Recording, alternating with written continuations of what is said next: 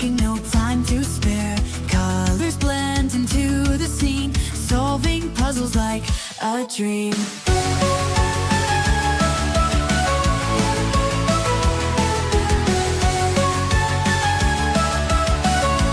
Clock is ticking, no time to spare. Hands are moving light and quick, got our tricks in perfect flicks. A dream. Every corner piece fits tight, speed puzzlers, we own the night. Puzzle mania fills the room, hearts racing, we feel the zoom. Victory is almost near, speed and fun, we have no fear.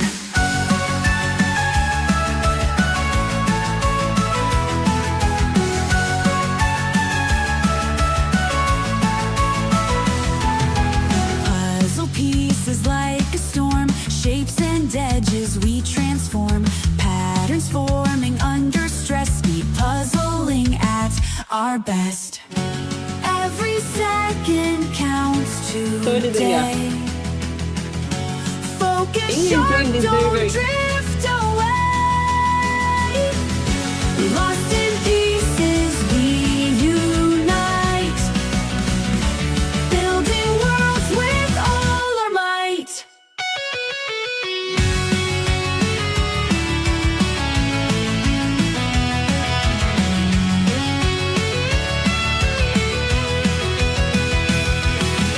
Whispers humming in the air, laughing, dancing without care. From the chaos, order springs, puzzles solved in joyful flings.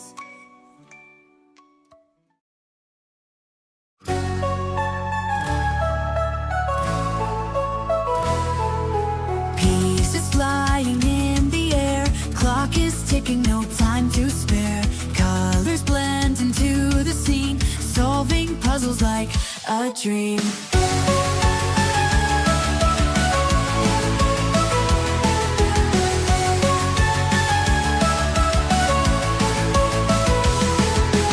Hands are moving light and quick, got our tricks in perfect flicks.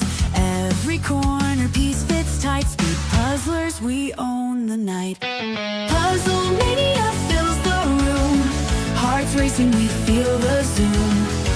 Victory is almost near, speed and fun, we have no fear.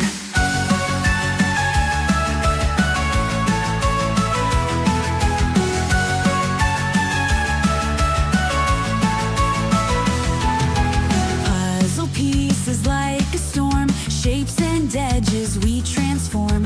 Patterns forming under stress, speed puzzling at our best. Every second counts today. Focus sharp, don't drift away.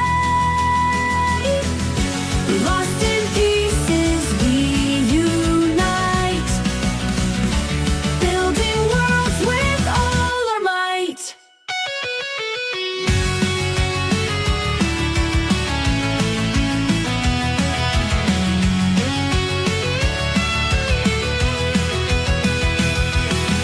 Whispers humming in the air, laughing, dancing without care.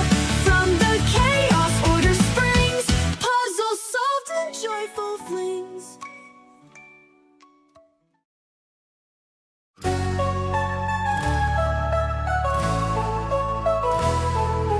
Pieces flying in the air, clock is ticking, no time to spare.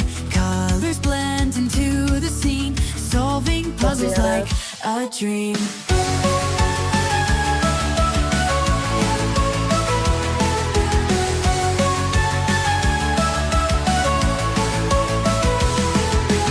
Hands are moving light and quick, got our tricks in perfect flicks. Every corner piece fits tight, speed puzzlers, we own the night. Puzzle mania fills the room, hearts racing, we feel the zoom. Victory is almost near, speed and fun, we have no fear.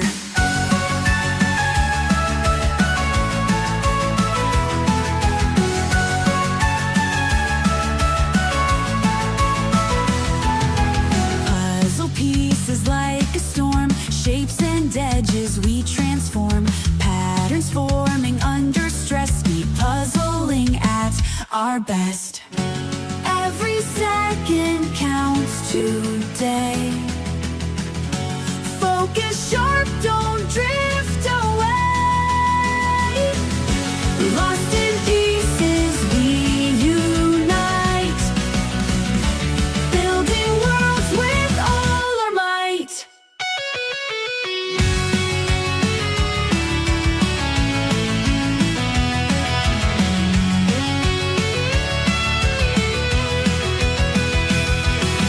Whispers humming in the air, laughing, dancing without care. From the chaos, order springs, puzzles solved in joyful flings.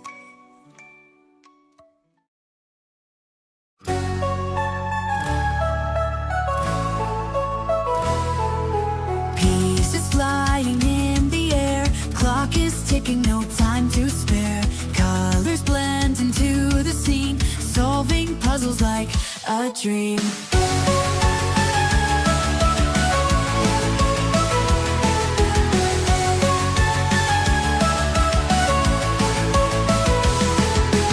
Hands are moving light and quick, got our tricks and perfect flicks.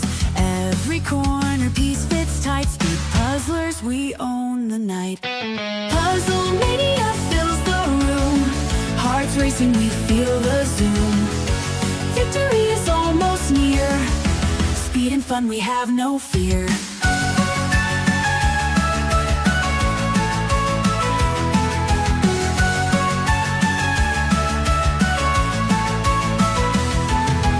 Puzzle pieces like a storm, shapes and edges we transform.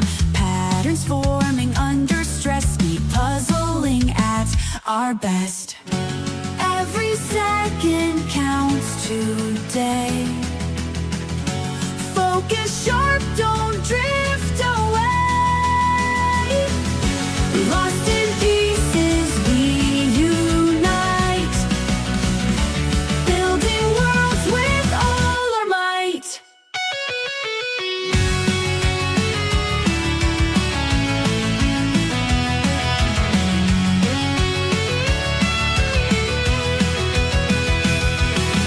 Whispers humming in the air, laughing, dancing without care. From the chaos, order springs, puzzles solved in joyful flings.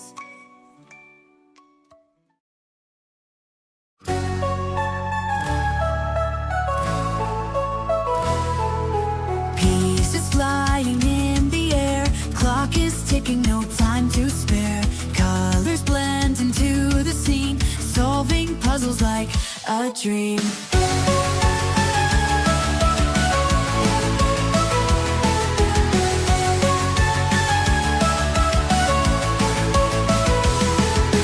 Hands are moving light and quick, got our tricks and perfect flicks.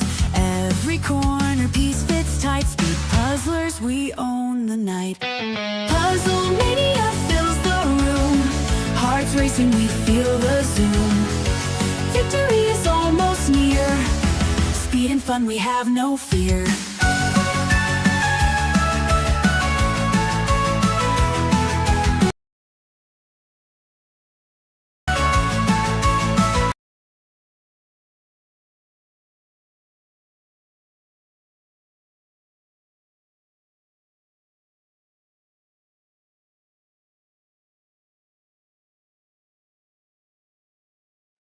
Hello?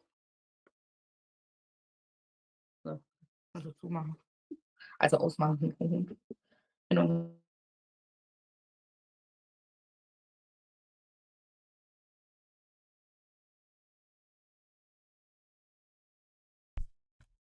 Okay, now I have my microphone on.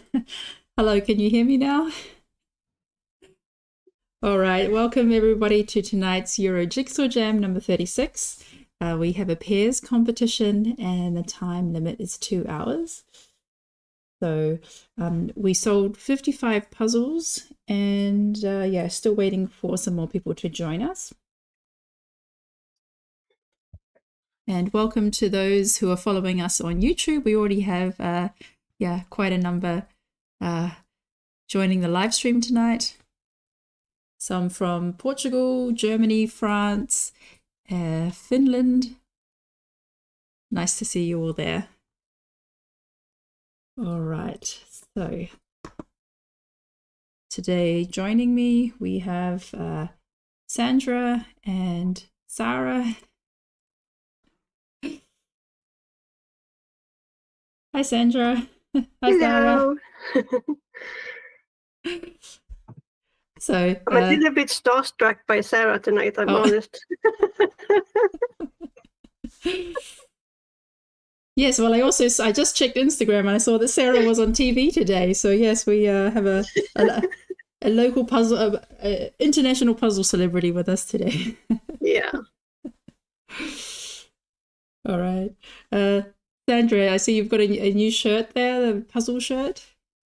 Yes, it's from Passworthy, from Jigsaw Jam and Joyce. I love their shirts. They're very comfy. Oh, very good. Yeah, I saw that Joyce and Jess started a brand. So it's like puzzle merch, so t-shirts. Yeah. What else do they have? They have mugs and little ornaments and journals. And yeah, and they're coming out with wrapping paper and a blanket as well. Oh, wow. So yeah, I need more stuff. Very nice. How are you today? Oh, Sarah, we can't hear you. Oh, is it working now? Oh, yes, there we go. Okay, I had my microphone on mute. I don't know how to use this fancy thing. But hello. Yeah, hi and welcome. Can never have too many puzzle shirts. No, never. And we don't really have puzzle merch in Europe, so I just needed to buy from Jessa and Joyce when they launched. Oh, that's true. Yeah, because like in America, they have like Puzzle Republic, I think, do t-shirts. Yeah. And then I guess at the Worlds, everybody just designed their own t-shirts and got them made at these online printers and that. Yeah. Mm-hmm. So you must have a whole selection, Sarah, since you're working in the business. Yeah, I have probably 15 t-shirts that are puzzle related. But I do wear them every single day to work. So yeah, it's my uniform, you know? Yeah. I also have some very fancy like sweaters. I should have worn one today. They get a little hot though when I'm just sitting in my house, but some very exciting puzzle wear. Yeah, so just give a brief introduction to what your business is. So for people who, just so that people know, after we do the top 3 interviews, Sarah will be my guest interview. So I'm going to interview her and find out a bit more about what she's doing. But you can already give us a bit of a teaser of what your puzzle business is. Yeah, so I host jigsaw puzzle competitions in the United States. So I live in Minnesota, which is up in the middle, in the north section, so right up by Canada. And I host contests at breweries and pubs around the cities every night, pretty much. So we do a lot of puzzle contests here in the States as well. Oh, that's so exciting. I was on your site and I saw like almost every night there's at some craft brewery in Minnesota, there's a puzzle competition. That's so exciting and also adds to so many speed puzzlers coming out of Minnesota.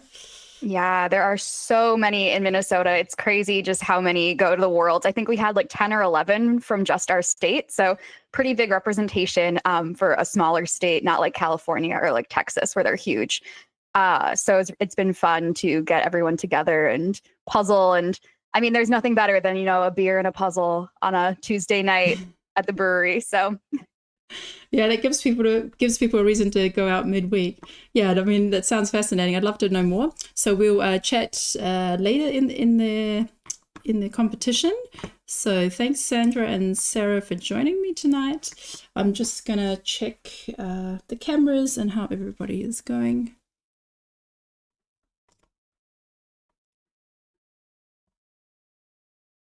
Yeah, so somebody asks, how do we change our name? If you join and it only shows like one of your names, or if you join just shows a random name and you want to make it, for example, Steve and Anna, you can just log out and then join the chat, join the meeting in an incognito window, or like your standard window, and then you will get to write the name of your choosing when you enter the meeting. But if you are logged in your Gmail account or with your other email settings, it will naturally just take whatever name you have there. But so far, most of the names look good.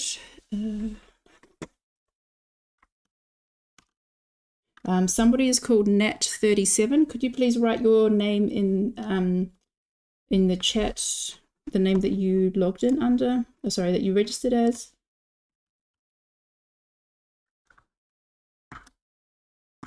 And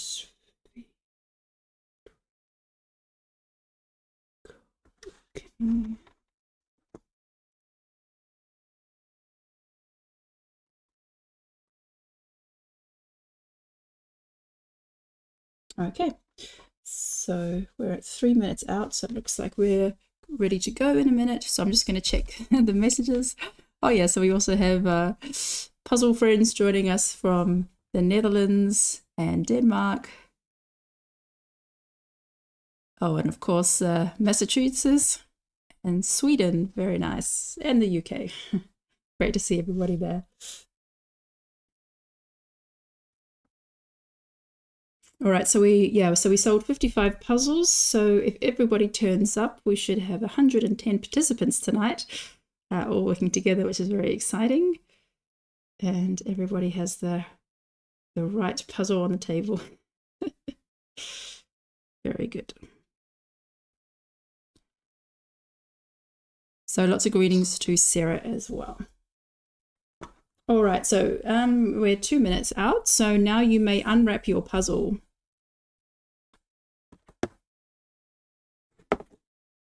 So I think this one had plastic wrap, so you may also remove the plastic wrap.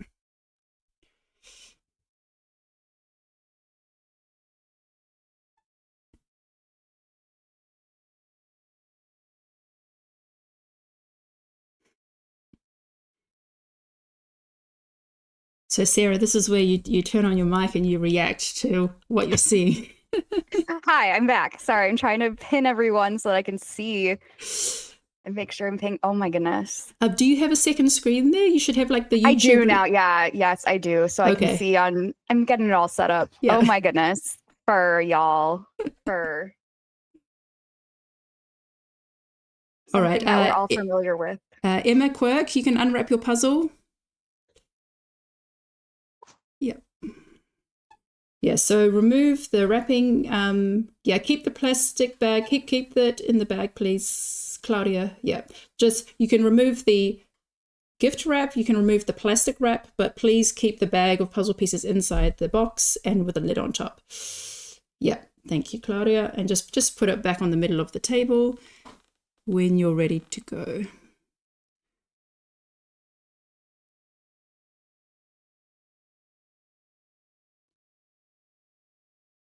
All right.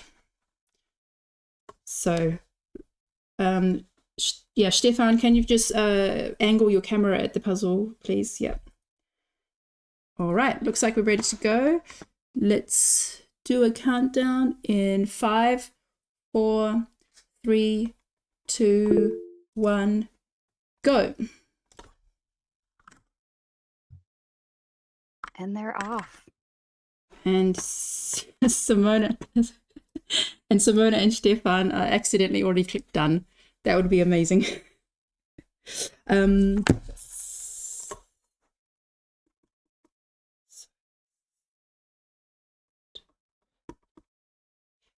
So we just count 25 names.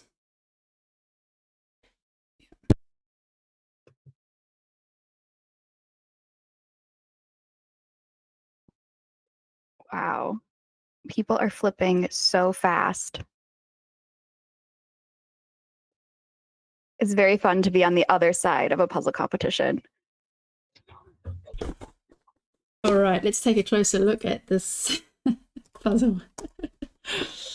All right, so we have a Clementoni puzzle. It's called Wildcats. And we have 6 wildcats. We have a tiger, lion, panther, snow leopard. I think that one's a puma or a mountain lion, and a I looked at all these up. Oh no, they all blend in together. Let's just call it a leopard.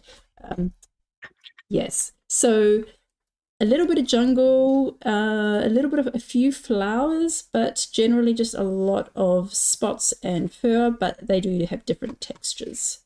Yeah. So, yeah. Thank goodness there's a lot of texture in this one, because that would be really difficult otherwise.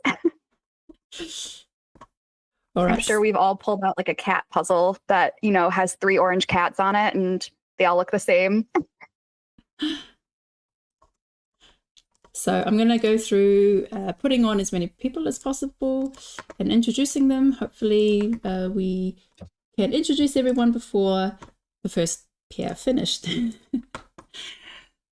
So I'm starting with in the middle of the alphabet at M, and then we will make our way towards Z and then start again at A.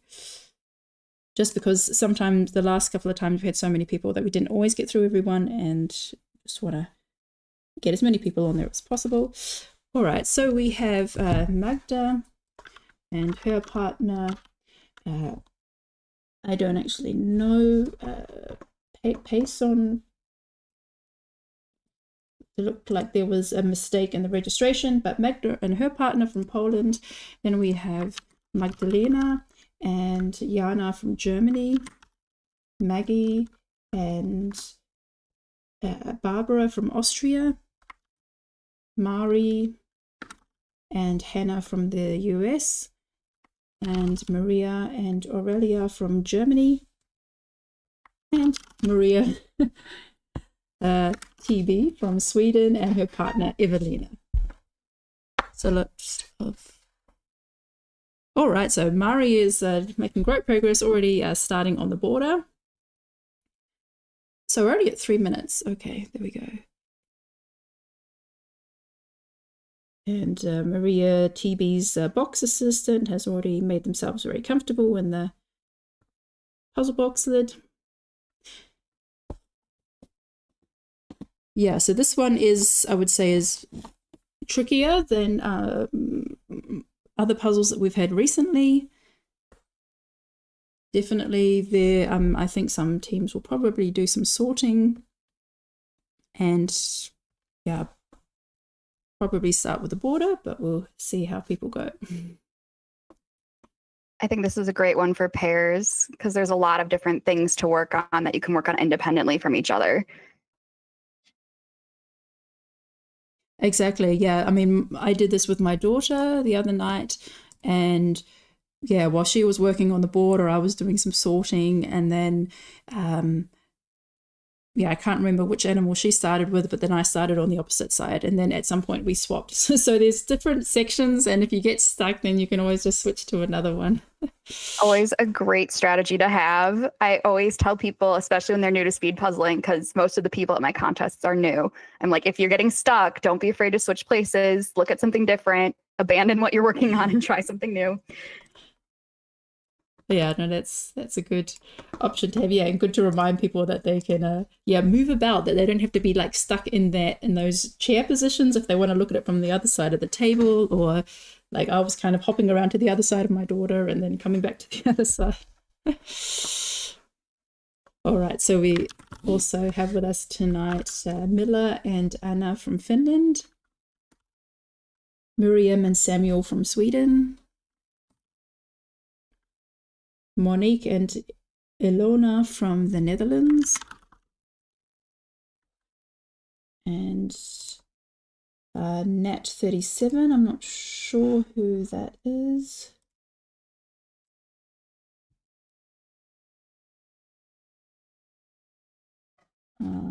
Yes, so Nat37, please let me know who you are, probably Natalie.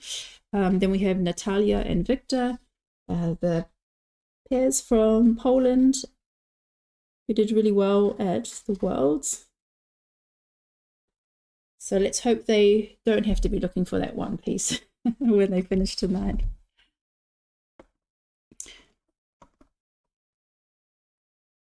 All right, so if we compare Mari and Hannah with Natalia and Victor, we can see that while Victor is working on the border, Natalia is doing some quite detailed sorting. But Mari has finished the border and is already starting to build some of the jungle and some of the rocks attached to the border. So fast.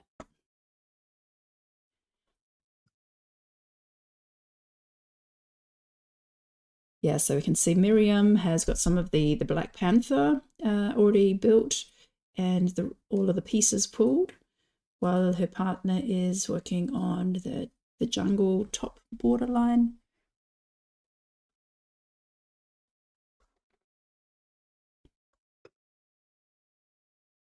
So I'm going to leave Natalia and Victor on a bit longer.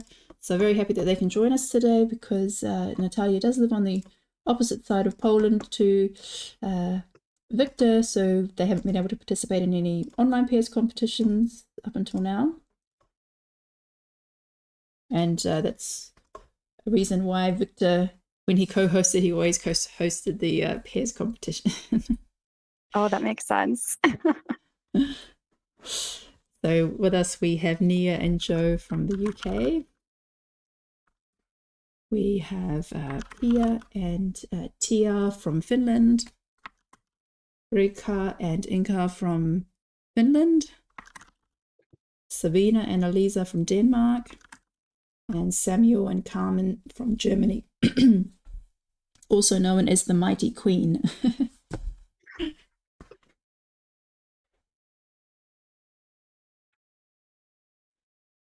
Yeah, so Jim is saying that some of the groups who start earlier on with the sorting are a bit slower at the beginning, but should help them make up some time later on. Definitely. You see that a lot in competitions where you'll be comparing two people and then, oh, someone pulls ahead really quick because they sorted a bunch at the beginning. I'm trying to work towards that, but... Do you generally sort when you do a speed puzzle? I really don't. I kind of pull as I go. So in this one, I would, pull out one of the cats that I want to work on, but all the rest of the pieces would kind of just be everywhere. Yeah, I don't tend to sort. I prefer to also pull as I go. But here, because there was so much orange, I did want to kind of separate the pieces a bit and, kind of clear some of the clutter. Yeah, there's a lot in this one.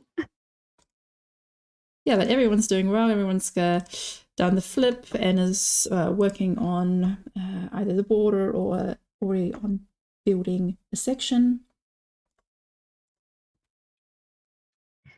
Did you mention what the puzzle's title is? Wildcats. Wildcats. Yeah. Love it. Very fitting. Yeah, it's funny because every kind of American high school drama has like a basketball team called the Wildcats or a football team with like the cheerleaders. Go What team? Wildcats! Wildcat. Go Wildcats! A very popular high school musical. The Wildcat. Get your head in the game.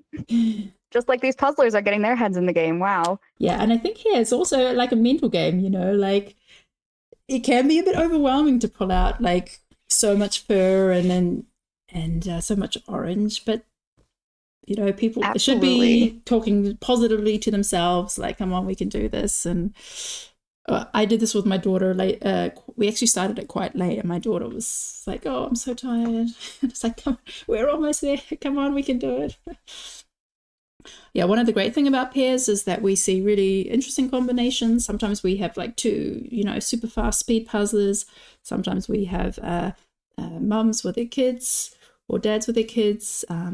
We have a lot of non-puzzling boyfriends and husbands joining in. And we also have some super speedy siblings. So it's always nice to see the different combinations. Oh, totally. It's so wonderful that speed puzzling is for everyone. Anyone can do it as long as you can do a puzzle. You don't have to be fast to have fun. Exactly. That's one of the great things. It's like it appeals to everyone and everyone can give it a go. So on screen we have Sandra and Anna from Germany, Sarka and Lucy from Czechia, SJ and Dan from UK and Ireland, Smaranda and Martina from the Netherlands and Romania, and Steny and Sandra from Belgium.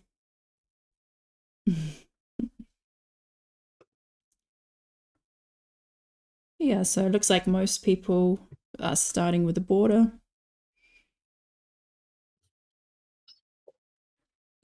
But also, yeah, we can see Sandra and Anna have got some nice little piles going. Looks like they're going to be quite systematic about how they assemble the puzzle.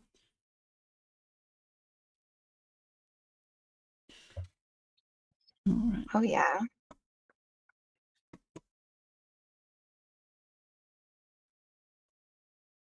It's so fun to see all the strategies. Actually, I'd like to keep SJ and Dan on there a bit longer. That's the wrong one.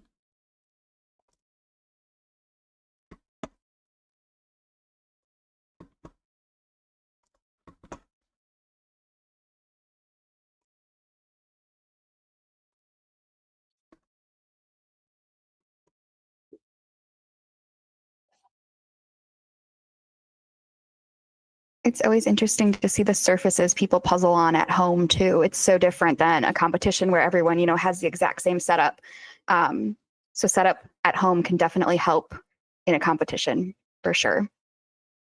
Yeah, you see very many different tables, and the lighting situation differs as well quite significantly. So yeah, it's very interesting because it's not everyone's puzzling in the same conditions. All right, so we Definitely. have Stefan and Simona.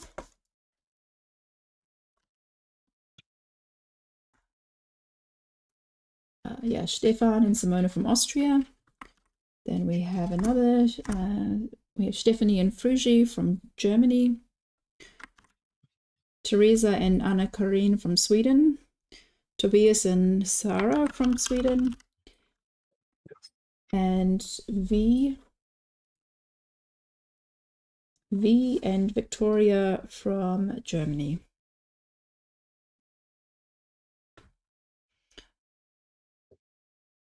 So Tobias and Sarah are making amazing progress. So Sarah's already done the snow leopard. So you see like this grey patch.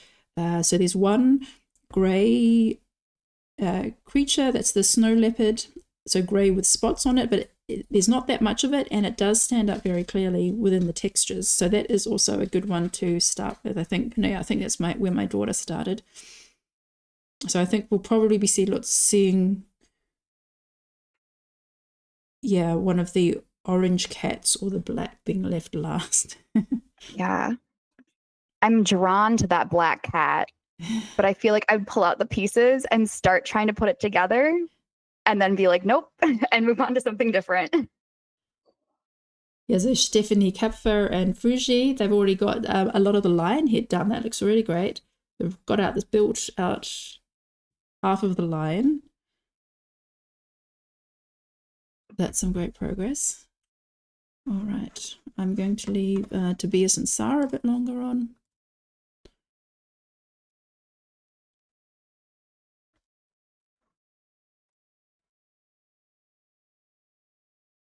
Oh yeah, and with Tobias and Sarah already the background. So there's this just a narrow strip of blue background with some green jungle leaves at the top, and that looks like it's pretty much completely filled in. And yeah, great job there. Yeah, quite a few people started with that top area, heading down into that lion mane, which that texture is definitely distinguishable from the rest of the cats in the puzzle.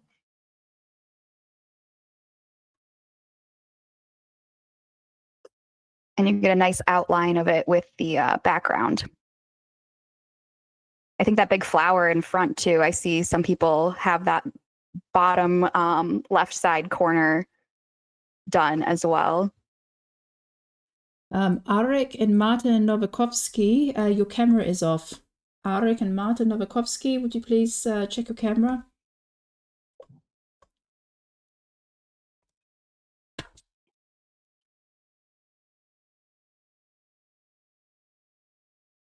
Okay, so we have Ina and Fabian from Norway. Alexander and Anthony from Germany.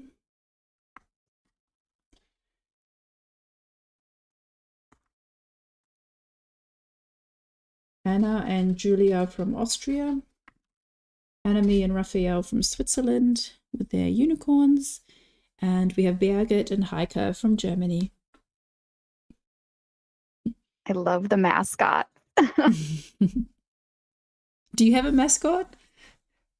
You know, I have 2 live mascots in the room right now that if you hear me go on mute, they're wrestling, my dogs. They can get kind of loud, but if I did have a mascot, it'd probably be a cow, very big cow person. Oh yes, Do you have a mascot when you puzzle? No, I don't. And actually, I think because I need all the space I can use as much as possible. Right.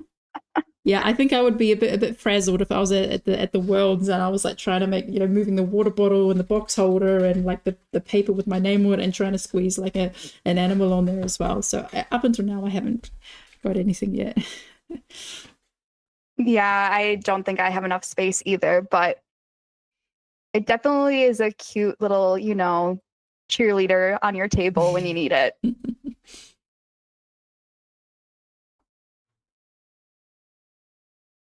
All right, yeah, Tobias and Sarah are flying along. They're doing amazing, already working on the middle patch. You can already see like a lion-shaped hole being left. Yeah.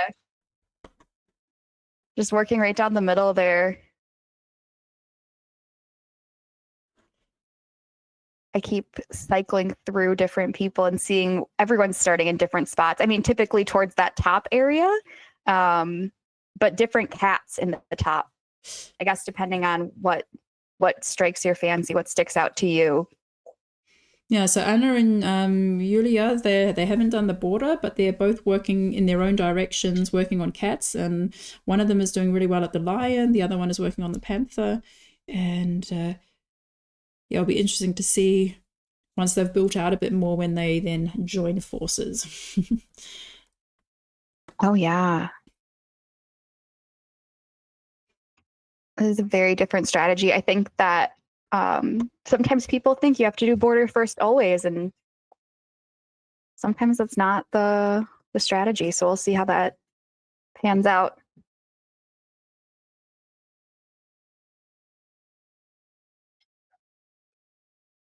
I might have to get this puzzle and work on it with my pairs partner here. Who's your pairs See partner? how we would do. I am usually paired with Lauren Kautz.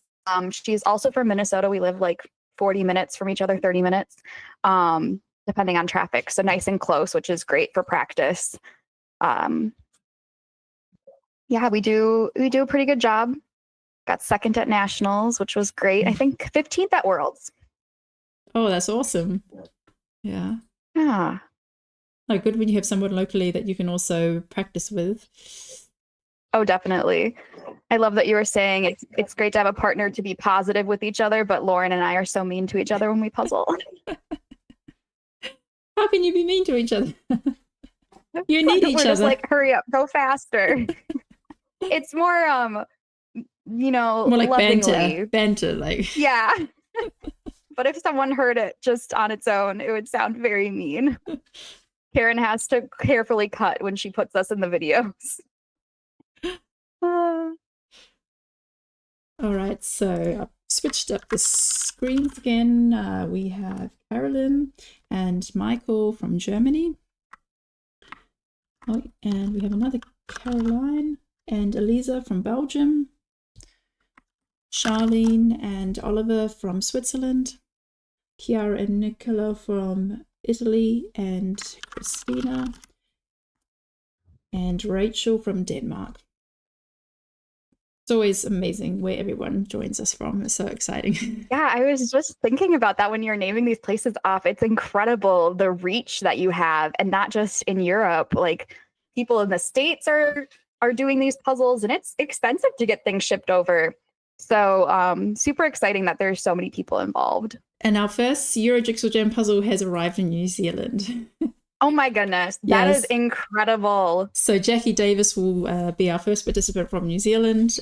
She'll be joining us in end of January. Yeah, mid-January for the first solo competition in January. I wonder what time it will be in New Zealand when that competition is going on. Well, I told her she should also participate in the pairs, but the pairs was going to be at 10 o'clock at night, and she couldn't find a pair who would do it with her. But I'm in. I'll fly to New Zealand. But the one with the solo, she could manage that one. So Caroline and Elisa in the top right-hand corner. So one of them is doing a great job puzzling upside down, and the other one is building little sections out, kind of, little islands floating around. I think the people with the light colored backgrounds are going to have a little bit of an advantage today. I feel like it's just easier to see these pieces and the textures with a lighter background. Well, Kiara started directly, she's got the black table, and she started directly with the panther. So she's got some special superpower that she can just blend out any background and just puzzle. And that is a serious superpower, because if there's texture, like a wood grain on my table, it definitely throws me off. So that is actually a superpower, to be able to just ignore whatever background you're puzzling on. Oh, she's making great progress. So Kiara and Nicola, they've got the middle. They've got the blue top strip at the top with the blue and the jungle leaves done. The most of the panther and the head of the leopard on the left. So great work there. Yeah, and making good progress on the lion. And meanwhile, Tobias and Sarah are like storming off into the sunset with they're already like over halfway, so great, incredible, great progress there, Tobias and Sarah. So I'm going to skedaddle before somebody finishes. So, have you pulled up Mari in a while? I'm looking at her on my screen, and they're also doing very well. So we're at 23 minutes. I'm gonna move along quickly because I probably won't get to them for another few minutes.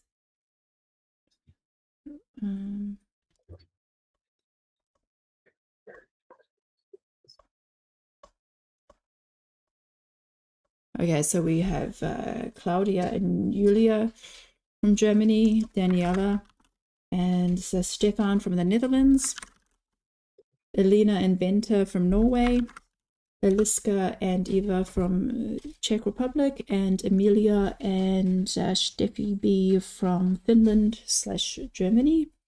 So Emilia and Steffi also making amazing progress. Quite a lot of built sections out. Oh yeah.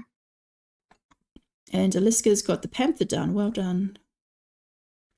I was quite intimidated with the panther, I must say. That was one of the last things that I did. Yeah, the texture and the lines on that one seems like it would be really confusing, because the hair is going in one direction, but then it kind of has these little, like skin folds from the way that it's hunched that go the opposite way. So I feel like that'd be a little bit disorienting. Yeah, there are these kind of like, as you say, like these skin like wrinkles on the back. But those pieces are also good to find. Yeah, it definitely helps when you have those lines. When you have some direction, exactly. When you have a direction in the fur, that always helps. You just have to make sure you're putting them in the right direction. Okay, so we have Emma and Siobhan from Ireland, Inge and Alan from the Netherlands, Iris and Leah from Germany, Johan and Aline from the UK. Although Johan looks like he's puzzling by himself. Oh no, she's there. Somebody else is there. Sorry, they didn't move, and I thought it was part of the background. Okay, there's two people there. And we have Johanna and Antti from Finland. Oh, Inge and Ellen doing amazing. Yeah. 3.5 cats done. I feel like the harder ones, the harder cats. Yeah, so we've got 6 cats. They've done like 3.5, and Tobias and Sarah have done like 4.5. Okay. Emma and Siobhan also have got most of the top half done. Looking good. Yeah, people are really flying on this one.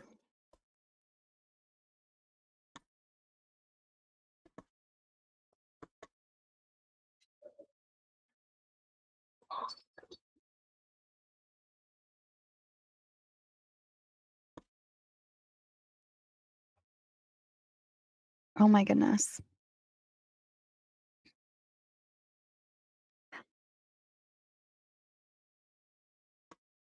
Okay, so we have Kati and Jana from Germany doing amazing there. 2/3 done. We have Clara and Marketa from Czechia.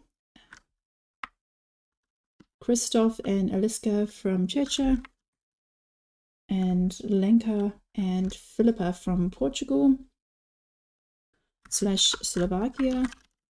And then Les Puzzles de Blitz and their partner from France. I can't find right now. Yes, and Alexandre from France. We have more border last or border as you go strategy in this group as well. Okay, I'm just going to put Tobias away for a minute, and I'm going to come back really soon. But Lenka and Philippa are also doing amazing. Kati and Jana as well. So we're nearing the finishes. I think, let's say, possibly the next one in 3 minutes. Yeah, I mean, I feel like this is going to be a very quick finish, especially on such a difficult puzzle. I'm very impressed with the speed that people are putting these cats together. Okay, so we've gone through everyone by now, so I'm just going to put Mari and Inga on as well, that we can keep an eye on them. All right, so the last pairs who we haven't introduced yet, we have Magda. No, I think we had them at the beginning. Yes, Magda. Magda and Payson. Magdalena. And Diana from Germany. We have lots of Maggies and lots of Magdalenas. Oh yeah, I think we're back where we started. Maggie, Magdalena. Possibly from Germany or Austria. And then we are back to Mari. All right, so let's narrow down on who might be the finishers for today. We're at just coming up to 29 minutes.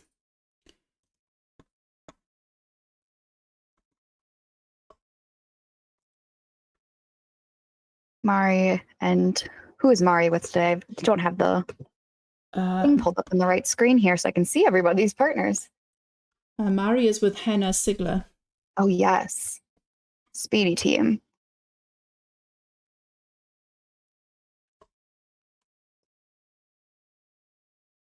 Okay, so on screen we have Kati and Jana. Then we have Mari and Hannah, Inga and Ellen, Tobias and Sarah, Natalia and Victor. Coming down to that home stretch at the bottom there for almost everyone on the screen.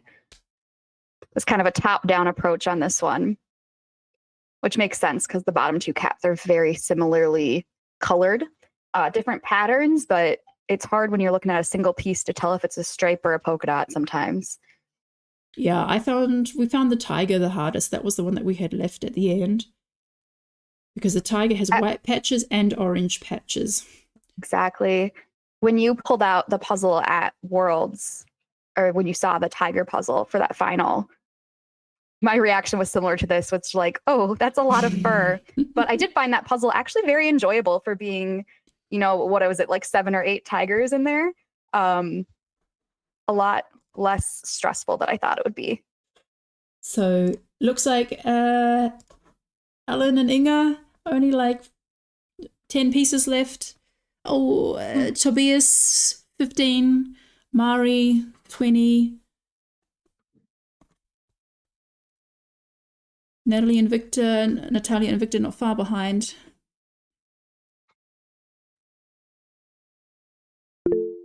Well done, Inga and Ellen's, the Puzzling Sisters. Yes. Incredible. Awesome. So they also did the Dutch Nationals today. and have qualified for the finals. So well done, Inga. So that was at 31 minutes. That is a long day of puzzling. Oh, here they come back down to the final pieces. Oh, and Tobias and Sarah, amazing. Well done. Oh, two siblings on the podium, two sets of sibling on the podium now. Oh, that's so wonderful. I wish my siblings puzzled. Haven't been able to convince them? Yeah, they're not puzzlers. So looks like it could be for third place between Natalia and Victor and Mari and Hannah. Both have got about 15 pieces left.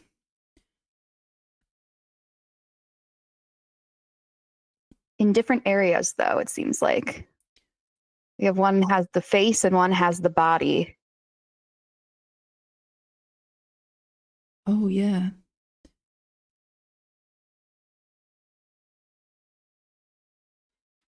Let's see if Natalia and Victor have a complete puzzle. I feel like we need to count the pieces. I can see. Pre-do those puzzles. I can see a gap in the nose. There's a missing piece. Natalia and Victor, do you have a gap, or is it just the angle of the light? Oh. Okay, it looks like. Do you see it? Like, it looks like there's a gap in the nose. Yeah, it looks like it's a missing piece. Natalia and Victor, do you have a missing piece? Okay, so well done to Natalia and Victor and Mari and Hannah.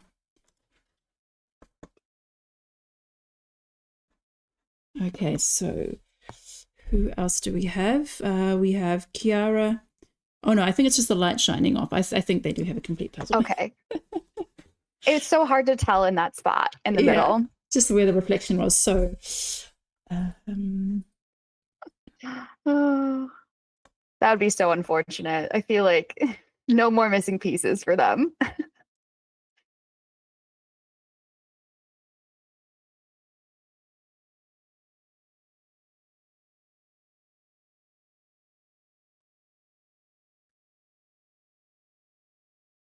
okay, so Kiara and Nicola. Yeah, on the home stretch. So they've got like the body of the tiger and the leopard to go. Looks quite similar to Kati and Jana, although Kati and Jana are further ahead. But also closing in, getting close, we have Amelia, Lenka, Stephanie K, Anna and Julia. It seems like Amelia started with the panther area and then abandoned it a little bit. That's probably kind of the same feelings that I had about it, where I would want to sort out all the black pieces and then look at it and go, no, not for me. So also keeping an eye on Rika and Inka, SJ and Dan.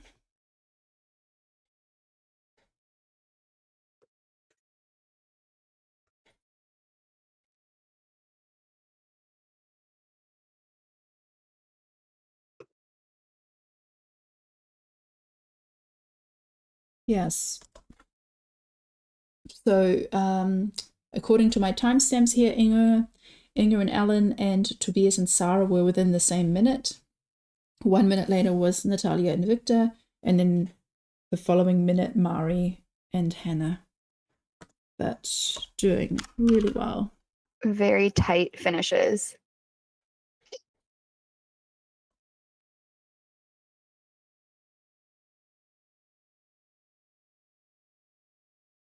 It's that bottom section for everyone. It seems like a very top-down approach for most people. Yeah, it's interesting how Kati switched the puzzle over so that her partner was puzzling in the correct direction and she was puzzling upside down. And Kati and Jana come in to fifth. Well done. Awesome.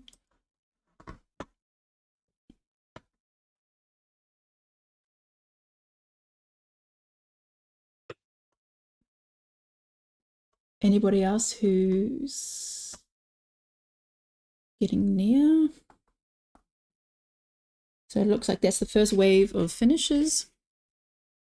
Mm-hmm. So it looks like the next ones will be Amelia and Steffi, or Chiara and Nicola. But Rika and Inka are doing really well. Could be a top 10 for Rika.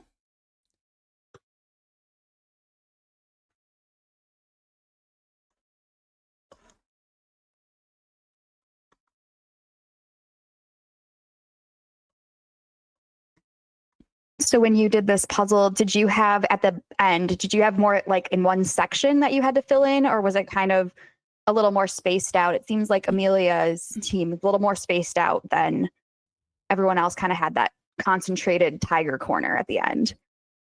Yeah, we were left doing the tiger. So because there's white on the pieces as well, but there's also, so there's white.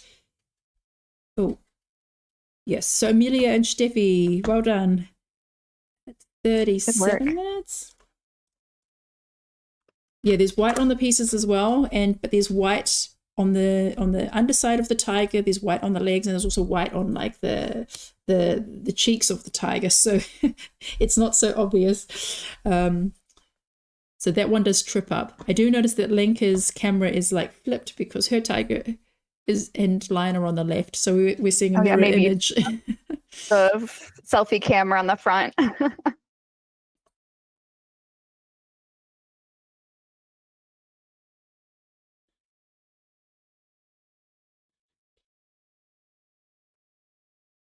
True, that could be the selfie setting.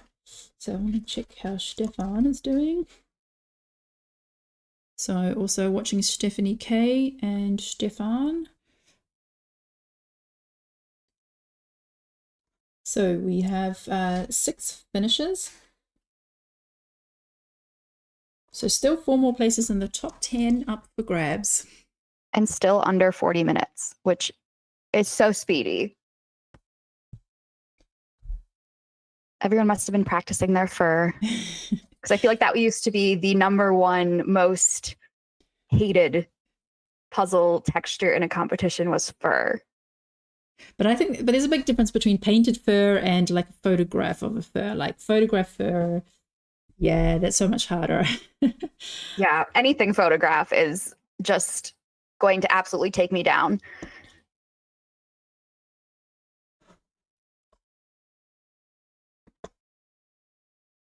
Oh my goodness, so many people are close to finishing here.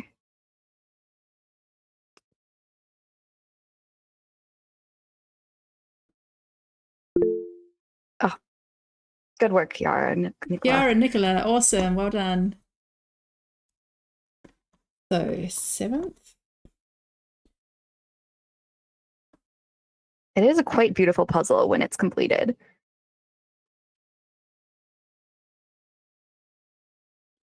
Yeah, I actually like the style of painting. I mean, for a Wildcats image, it is actually quite a pretty image, I would say. Something I don't like with paintings is when you can see like the canvas through the canvas texture on the pieces. Well done, Rika and Inka. Top 10 tonight. Very good. But this one, you don't have that. And I actually quite like the texture of Clementoni. There's kind of like a linen touch feel. So I find the quality very good. Do you do Clementoni I don't do them puzzles? that often. No, I don't really that often. I feel like they're just not as popular in the United States. Oh, there's Emma. Lenka and Emma fill out the top 10. So well done. Amazing. I love the celebration. I feel like everyone needs a little celebration dance when they're done. My team does the 4-way high five. And we don't do it well, but we do it. That's always so awkward. It's like, which way?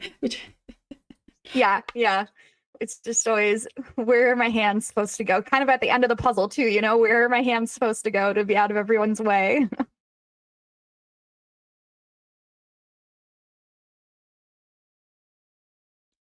So we have the next round of finishes coming up. Okay.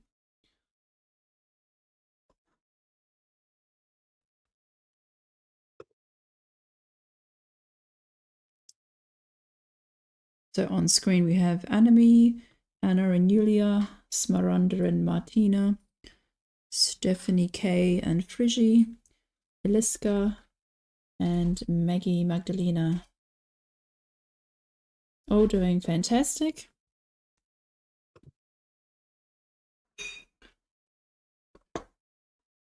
So just a recap of the top 10. Inga and Alan, Tobias and Sarah, Natalia and Victor, Mari and Hannah, Kati and Jana, Steffi B and Amelia, Chiara and Nicola, Rika and Inka, Lenka and Philippa, and Emma and Siobhan. What a great top 10.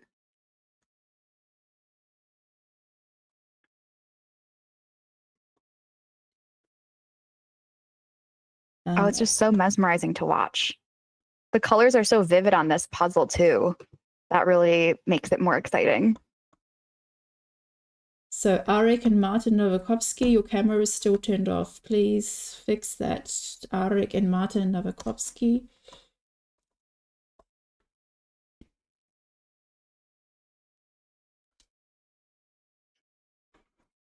Yeah, so this took my daughter and myself 55 minutes. So we were still only halfway through at this point. So everyone's doing an amazing job. And how old is your daughter? She's 14. Okay, awesome. So she's also one of the virtual assistants tonight. So she's just at the computer.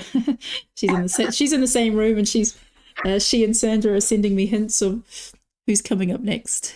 It's a family business. Yeah. It's much harder to watch, I have to say, on a computer than it is to be able to see everyone in real life. Oh, well done. So Maggie Magdalena, 11th. All right. So I think we can bring in our winner. Sorry, just a whole bunch of ads just popped up on my screen. I didn't ask. Oh no. I didn't ask for them. Are they puzzle ads? No, it's like just random TV shows in German and Not helpful, computer. Okay.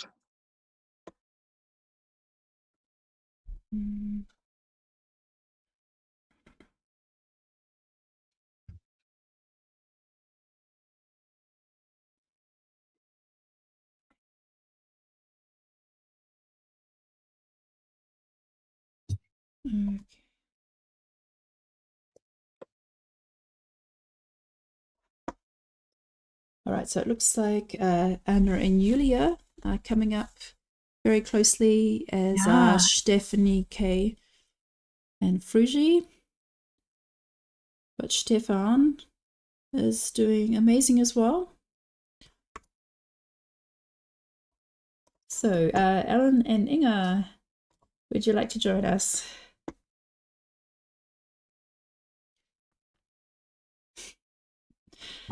Hello. So, congrats. I've always been wanting to see the two of you puzzle together, and now it's finally happened. Even twice in a day. Twice in a day, yeah. Fantastic. Yeah. So, tell us what you thought of this puzzle. Well, so we opened it and I saw a tiger, and then I knew it was going to be great because Inge is amazing with tigers, or at least we have been joking about her, how good she is with tigers, because she at Worlds we had the tiger puzzle in the final, and she did amazing there, and then we had the tiger's nap in the Euro Jigsaw Jam, which she won. So afterwards we started a running gag joke that tigers were completely her thing. So opening the box and seeing a tiger, that was. So you have a tiger expert on your team. A good sign. I want to know more about your competition. Oh, yeah, sorry, keep going. No, I said, sorry, it was great. I was glad I didn't have to puzzle the tiger. And what was your strategy once you started? Who was going to do what? So Ella did a lot of sorting, and I was going to do the tiger. And basically like the animals at the bottom, and she would start from the top, and then it depended on who needed to start a new animal, basically. So yeah. Amazing. Yeah, I would also feel the same. I don't want to do the tiger. Someone else take it. And I now have the perfect excuse to never have to do a tiger again. So. That's great. Maybe I should come over there and we can trade partners. Make my partner do the tiger voice. I want to keep her. It seems like a good fit. Also, it's a little hard for me to get over there at the drop of a hat for a puzzle contest, but you know, Well, it'd be worth it.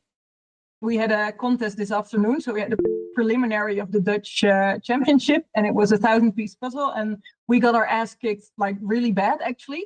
And so it was good that we could redeem ourselves here. But I want to hear more about it. you're one of the What was most the puzzle? you're one of the most humble people, Ellen. So when you say you did terribly, it means like you did amazing. But you Like had we very were in second place, so still pretty good. But it was like almost 12-minute difference with the number one, and they finished the 1,000-piece puzzle in under 53 minutes. 1,000 pieces in 53 minutes. Wow. That is incredible. It was insane. So we were like kind of, oh, maybe we can become Dutch champion pair this year. And then we're like, nope. Because honestly, that time, I think if we would do the puzzle again, like today or tomorrow, I don't think we can make 53 minutes. It's insane. What was and the image? Sorry? What was the puzzle image? I think we have it here, right? Yeah. It's I was curious. women's soccer. Oh, Wow. 3 minutes. I mean, how? all the little people. yeah, so Yeah. the same. They're all wearing the same clothes, and they're everywhere scattered over the puzzle, so there's no logic whatsoever. And also, like, the tables are very small. Yeah. So it's the puzzle barely fits on the table. So yeah. So with the way that the Dutch championships work, it's qualifying rounds throughout the year, correct? And then you're getting together in April? Yeah. I want to say, right? I think there's so many championships going on at the same time that weekend. Because it's yours, the UK, and the USA all in the same weekend, which I'm very disappointed by because I was going to try to come to the Dutch and UK championships. But I mean, we can do a watch party of the of the it live. would have been so fun. Yeah. But now I have to compete the same weekend. Yeah, that's sad. We'll have to watch the US championships later then. I think last year I watched too much. I think we need like 3 TVs live streaming each one at each of these competitions so everyone can watch the other ones, because there'll be a little bit of overlap with I think you guys are like 8 hours or 9 hours ahead. So I feel like there'll be some overlap in the competition times. Might be. No idea. We'll see. Yeah, the time is not my friend. I was trying to figure out, I'm like, Michelle, what time does it start today? Because I think I put it in when it was summertime, and now it's, the time changes by the hour and everything. And Yeah, that's why I avoided putting a time zone on it. We just say the Brussels time zone, because in summer we change our clocks. So, and if we put it somewhere like one time zone and then we forget on one single page on our website, then at some point someone's going to look at that page and say, oh, it was that time zone, and it was 1 hour earlier, 1 hour later. So we just say, just look whatever the time is in Brussels and then work it out. That's so funny. Yeah, because I guess not all of Europe probably does the hour change. I'm not sure. In the States, it depends on the state. Almost all of them do it, but some don't. I think most do it because we never travel somewhere in Europe and then you have an hour change. This almost never happens. Only if you go to like the UK or Portugal and then very far east. I don't know. I always wonder whether other countries change it in the exact same night, but then, yeah, I think most European We only know for our own country. Yeah. I think Right? is a very wise one. Yeah, but I've never went to Germany and all of a sudden the time was Oh. different. So that's why I think like around us, it's kind of the same. Yeah. So do you like the style? Because the style of the Dutch Championships puzzles it's very specific. It's just one artist. Yep. Like, how do you feel about that? Or would you rather have fur? Well, I have fur. I'm not sure about that, but I do like the variety of other brands. So I've really come to appreciate that during the puzzling journey of the last few years. I still enjoy the occasional Jan van Haastel puzzle, but we were discussing in the car, like, are we going to do that brand for 3 months to maybe close the gap, or are we not? Because that's, well, not that much fun. So we haven't decided that yet. But so actually, it's not just one artist. So they're actually with a team of people who draw now. So it's not just Jan van Haastel anymore, but he has some other drawers like Dick Heinz and Rob Derk. So it depends on the puzzle who the artist is. And each artist has their own recurring figures who appear in each of their puzzles. So they all have their own symbol. I do love that part where there are some little people that you remember from puzzle to puzzle that are always doing the most outrageous things. So I know I enjoyed that.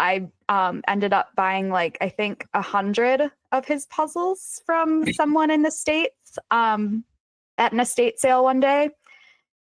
So 100 different puzzles, or were you buying them for one of your competitions where everybody? No, it was 100 like different ones. It was a collection. And, oh, yeah, it was a collection that someone had. There was a couple like repeats, but yeah, my friend that I have helped me with putting puzzles together that are like collectible ones or retired puzzles. We did a lot of those puzzles in a few months. So I definitely can understand the training method that you guys would be a little bit, want to do a different type of puzzle. So it's nice that you can have the EJJ to do the other brands in between. Do you have a favorite, Sarah? Favorite puzzle? A favorite of his or a favorite in general? Favorite, yeah. I meant of his, but now I'm curious about both. Yeah, okay. A favorite of his. There's one that has cows in it. I can't remember what it's called, but it was like a farm themed one. That was really cute. Ooh. There's one with like, I think it's like a fire truck. Very beautiful, like colorful buildings. And I think there's a fire truck coming in. Maybe one of the buildings was on fire in it, which is a little sad, but that one I know was very colorful and fun. And there's been a lot of interesting ones. It's been a few years since I've done one, but. Nice. And a favorite in general? Ooh, there used to be a company called the Great American Puzzle Factory that is not around anymore, but they made some really awesome puzzles. And one of them is called Ballooning, and it's hot air balloons, which I hate hot air balloon puzzles usually. But this one was so cool. It has like a balloon with a hippo on it. And there's one that's like in the shape of a mushroom. And there's one with like some like Art Deco designs on it. It was very cool, like all different types of balloons and everything. So very colorful and exciting. How about you guys? What do you like? I do like puzzles with hot air balloons. What do we like? Donuts. Every puzzle with donuts or sweets. Those are my absolute favorite. Anything that Amy Stewart makes. Absolutely. Those are always incredible. I do think that this puzzle was fun though today. For fur, it seems like it was a really good choice. Yeah. Yeah, we were discussing right after we finished. We were like, oh, this is good fur. Yeah, I think it's a good mixture of a little bit difficult but manageable. Yeah, exactly. Yeah. It shouldn't be too easy because my hands are definitely not as fast as the hands of some of the puzzlers there. So if we have to do it on base speed, it wouldn't be the best for us. It looks like people are still finishing up. Oh my goodness. The one with the panther last, which has not been where most people are finishing. Most people are finishing in that bottom section with the tiger legs and face, and then the leopard cheetah looking. Yeah, we thought we would have the panther last, but then unfortunately, the calendar was still, they still finished the calendar before I finished the stupid tiger legs. The tiger legs were confusing. And then also like some of the whites on the legs looked very close to the, I don't know what it is. Snow leopard? Snow leopard, yeah. We were Like, chatting about that. yeah, so Anna wanted to turn the stream Sorry. off, and I'm always listening to the stream. And I was like, I don't know how we're doing, you know. So it's like we press done, and it's like there was a done message already. So oh, second, oh no, that one was half an hour ago. Yeah. Oh, that, yeah, I always wondered, because I haven't been able to compete in one of these competitions yet. And so I always wonder, like, would I want to be listening to the stream? Because I think it would stress me out, like hearing how well other people are doing. So it doesn't stress me out. Not anymore, I think. So it actually sometimes helps because you think, oh, I can still do very well. Or sometimes when they're discussing, when Michelle discusses what she has been, how she has tackled the puzzle and what was hard, that kind of helps to know. But I just spend too much brain capacity actually listening to what is being said. So I noticed that I'm at least, yeah, well, I think almost 5 minutes faster without the live stream. So I said to Inge, I'm sorry, but I really want to do it. I mean, I I always haven't wonder if people would switch strategies hearing how other people are tackling it. So I remember like one of the first EJJs I competed in, like the Friends one, and Michelle was discussing, oh, there were two pieces that really stumped me. And one looked like a belly button and it was Phoebe's nose. And then I saw the piece, I was like, ah, this is Phoebe's nose. Giving away all the secrets of the puzzle. Yeah, but you know, it doesn't cost me time that I listen to it. So Well, Victor says he doesn't like listening to the live stream because he gets the wrong strategy. So he hears something and he's like, "Oh, that sounds like a good idea." Then he changed it and then he realized that was the wrong strategy. I think that's very true whenever I listen to like the world's live streams after, because I go back and listen to if they're talking about what we're doing, or even Karen in her most recent video. I don't know if anyone watched it, but the live stream commentators were like, oh, they definitely sorted these pieces. And then she's like, we did not sort these pieces. So like, you know, sometimes us commentators don't know what's going on, but we just are making comments on it anyway. I think you can only really know if you have the pieces in front of you and just whatever pops out. I mean, you can look at the box and think, well, this will be a very logical strategy. I'm going to start there and then see the pieces and think, oh no, apparently not. Because Exactly. But I think that shows your guys' strength and being able to like roll with the punches on it. You know, you start one strategy and realize, no, this is not correct. I'm going to try to switch to something different. Or you hear someone saying something on the live stream. Oh, that's not a good idea. Maybe I shouldn't switch over to that, or trying it out and everything. But oh, amazing. Yeah, well, thank you so much, Ellen and Inga. After a long day of puzzling, we'll let you go. And yeah, congrats, qualification for the nationals and first place tonight. So enjoy your evening. Yeah, like this. Thanks so much. Bye. What an incredible day of puzzling for them. Oh, I'm so jealous. I mean, it is only 1 p.m. where I'm at, so I guess I could go do a competition with myself later. Just want to do a shout out to Saka and her child. Just finished. Awesome. So there you go. Age is no barrier. Well done. So 18, 19, 20. So it looks like we've had 23 finishes just over the hour mark. So yeah, still have half the time to go. So if this is your first time puzzling with in one of our competitions or with your pair, you still have plenty of time to go. Keep it up. Oh yeah. Only halfway through. That's incredible that so many people have finished. I always tell, so my pairs competitions that I host are 300-piece puzzles. And so I always tell people shoot for an hour. So everyone finishing these 500-piece puzzles in an hour is always a really great, fantastic time. Mm-hmm. Yeah, so we don't really have many 300-piece puzzles in Europe. Like Ravensburger does a few, but like in terms of adult puzzles for 300 pieces, that's kind of rare. But you have a lot more selection in the US.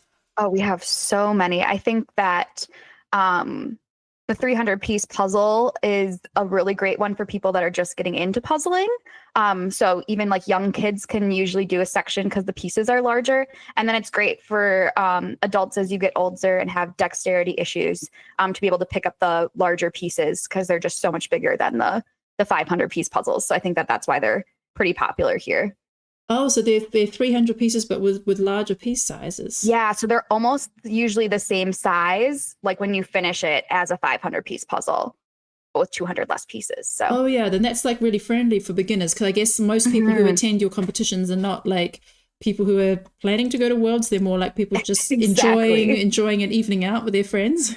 Yeah, there are a couple people that use them as practice for big competitions, but most people are like, I've never heard of speed puzzling. And then I saw this on Facebook and now I'm here. So it's just people kind of, easing their way into it. And then, of course, when they, find out that they love it, I'll send them on to, the bigger competitions if they want to get more into competitive speed puzzling instead of just the bar speed puzzling. So yeah, that's awesome.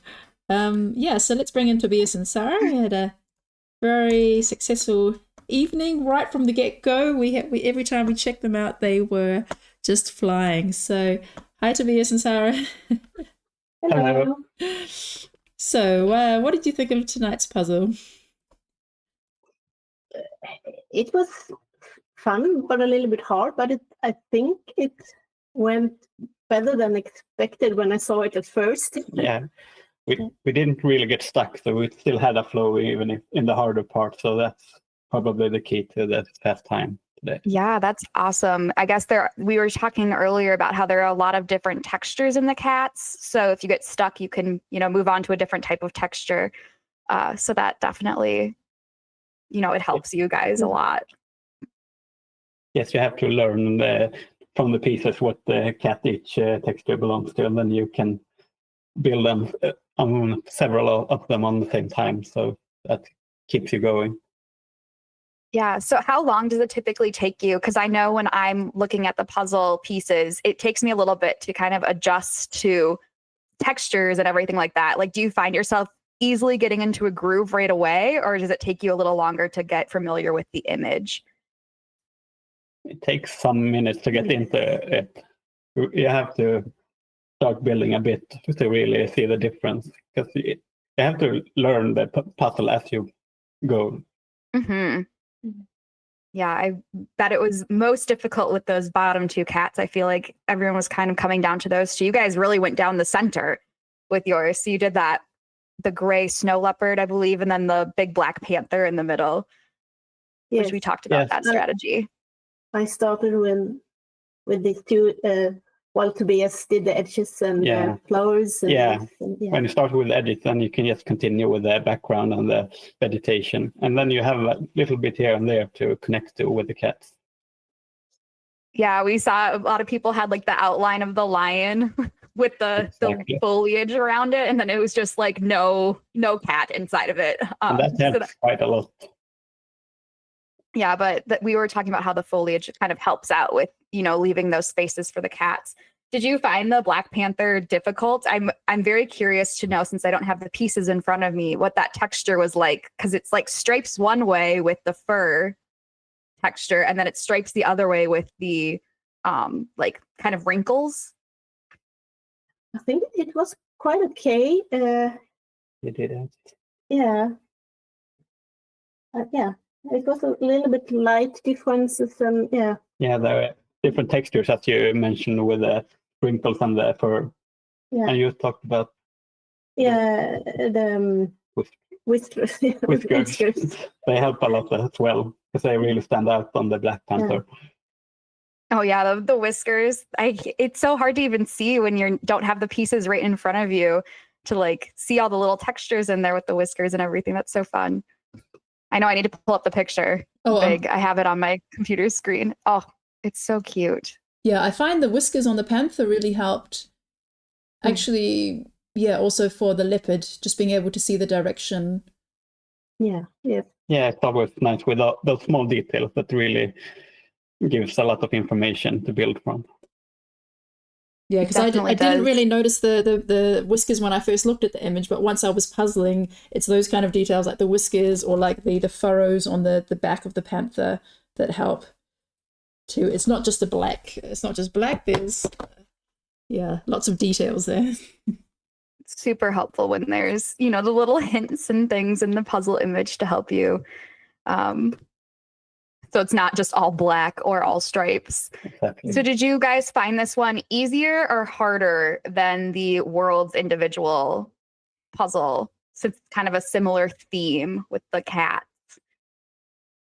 I found this one a bit harder because I really like build the environment around the creature. So there wasn't that much background here, but so a little bit harder, yes. Yes, I think, I agree. Yeah. And do you think that as a pair, since you guys have different skills when you're puzzling like by yourself, do you think you tackle it differently when you're working together, or do you have like totally opposite strengths so you're working in different areas typically in the puzzle? I guess We work quite independent, but I think we can utilize our differences in puzzles like this and divide. So Sarah takes the cat while I work on the background and so on. Yeah, you got that background done very quickly. We had you up, I think, at least you're on my screen for quite a while. I was watching. I was like, wow, you were going down that center so quickly. So definitely helped out, I think, get that second place win. My favorite place to be in. I have a question. Tobias and Sarah, do you have do you get nervous before competitions? A little bit, but I think when I'm puzzling together with Tobias, more calm. It's a nice support to have Tobias. I don't get that nervous in this home competition. It's a bit different in the championships. Because now we do this like every week, and then it's not that big of a thing to do. So how did you get nervous at the Worlds? Yes, of course. Okay. And so how do you prepare for that, or how do you talk to yourself about it to still stay in the right mindset and not to get too distracted? It's mostly a good nervous, so it's not that much big of a deal. It's good to get that nerves up and really alert. So it's more like motivating nerves to get excited. Exactly. Yeah. You just got to channel the nerves into adrenaline. Yeah. To do the puzzle. And so how? Oh, go ahead. Sorry, go. No, you go ahead. Yeah, I was going to ask. So you guys have a white table. Yeah. We were talking a little earlier in the live stream about different textures. Do you think that having the light color table was more helpful than having a like black or wood grain colored table for this one? I think so. I always prefer puzzling on white because that's what I'm used to. I definitely wouldn't like any texture or wood grain or that kind. But that would probably be okay as well, as long as there's contrast. You're so fast, it probably wouldn't matter, but it does help to have the blank surface with no texture. I feel like with this one especially, we were talking about all the lines and texture in it. Having a table that also has lines on it would be a little more tricky, but it seems like it's kind of been a mix of people finishing with different tables. So always interesting to see the different setups at home that everyone has. It looks like this room might be for puzzling a lot of the time, though, as I can see some puzzles in the background. Yes, there are a lot of puzzles out of sight as well. Maybe a dedicated puzzle table. More or less. Awesome. Yeah, Tobias, I wanted to ask, where do you get your inspiration from, like for puzzling? Like, do you watch a lot of like puzzle YouTube? Do you have like some favorite content creators, or is that something that you're interested in, watching videos about puzzling or puzzling tips? I watch a bit of what's provided or what's offered on YouTube and on Instagram, of course, but I'm not that much anymore.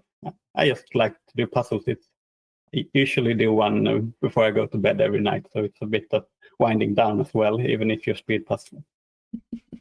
Yeah. And Sarah, what about you? Yes, I think more or less the same, but I do more puzzles in the weekends. I think it's a little bit hard during the weekdays after work. Yeah, I'm a bit tired, and so I do most puzzles in weekends. Yes. All right. Yeah. So, any other comments about today's puzzle? No, I think it was very fun. And do you have any? No, I don't. It was a good choice, I think. Yes. You would prefer to get this for pairs than for solo, I guess. Yeah, Yeah. it's a good pair puzzle because you can motivate each other. Yeah. Definitely. All right. Well, thanks so much, Tobias and Sarah. You did amazing. It was really great to watch you work together. And yeah, we look forward to seeing you again soon. Thank you. Thank you very much. Thank you. Bye. All right. So we've had a lot more finishes. Yes, we're about at 1 hour and coming up to 1 hour and 13 minutes. We have had about 28 finishes, so just over half. Yeah, so about half of done now. And Wow. Birgit and Heiko about to finish. Is there a piece missing? Oh, under the table. Saved. Floor check. Awesome, well done. Great. So, all right, let's bring in Natalia and Victor. Are they working on another puzzle already? Classic. Oh no, maybe they're just putting that one back. No, this is the same one. Yeah, Natalia is just disassembling it like by 15 pieces and trying to put it together without looking at the image. I have the image, so she doesn't have any. Wow, that is a strategy. I think we're just masochists. I just really like puzzles, so Do you like this one? no. So you didn't like this puzzle. What actually, didn't you like about it? I think the part was the horrible part, and the floor is everywhere. So Like 80% of the image. yeah, and Victor did all of the plants and background, so I only had the fur. So Wow, you Yeah, left her with all the furs. yeah. It was like flashbacks from finals. Yeah, we got to sit next to each other at finals. That was fun. We did, yeah.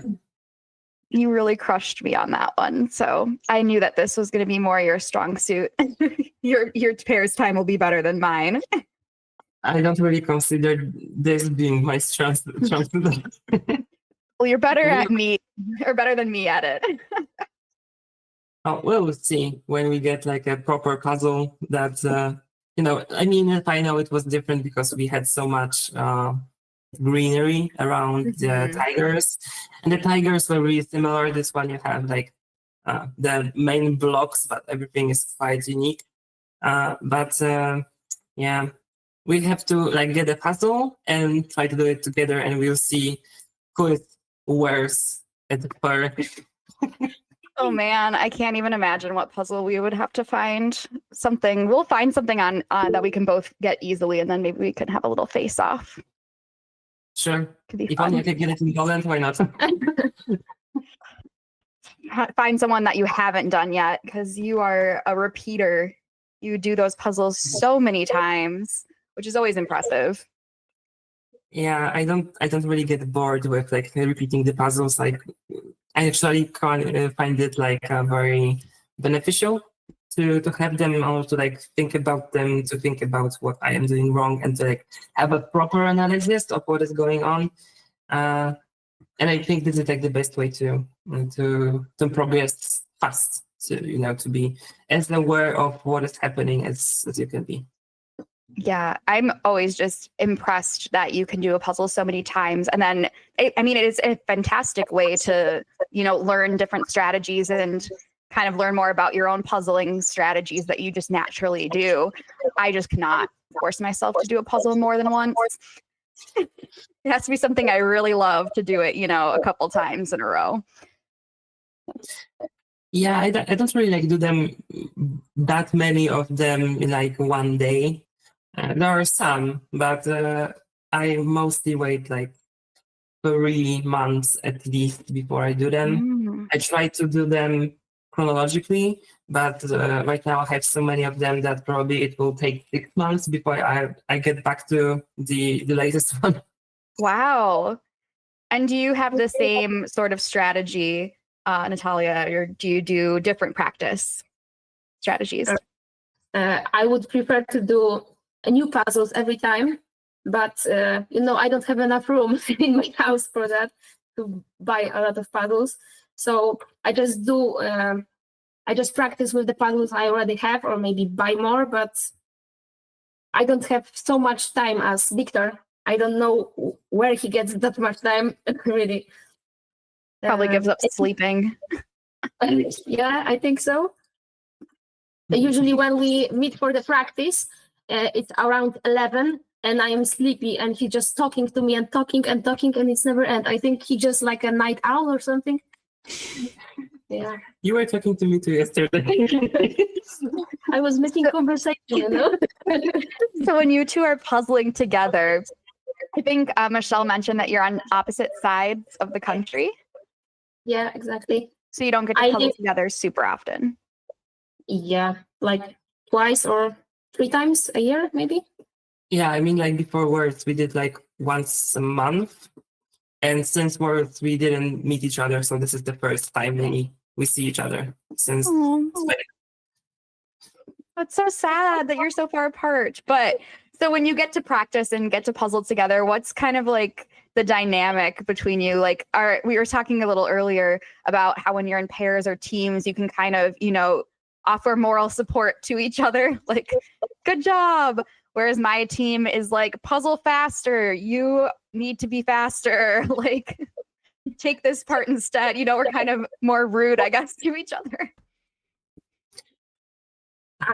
I think that we mostly like compliment each other. Like sometimes I'm thinking, oh no, I did so horrible. And Victor told me, no, you did this great and this and this. And that's like cheers me up.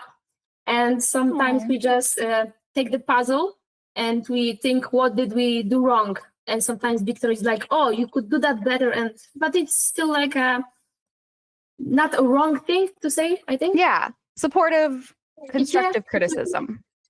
Exactly. But I think I also like point out what I did wrong as well.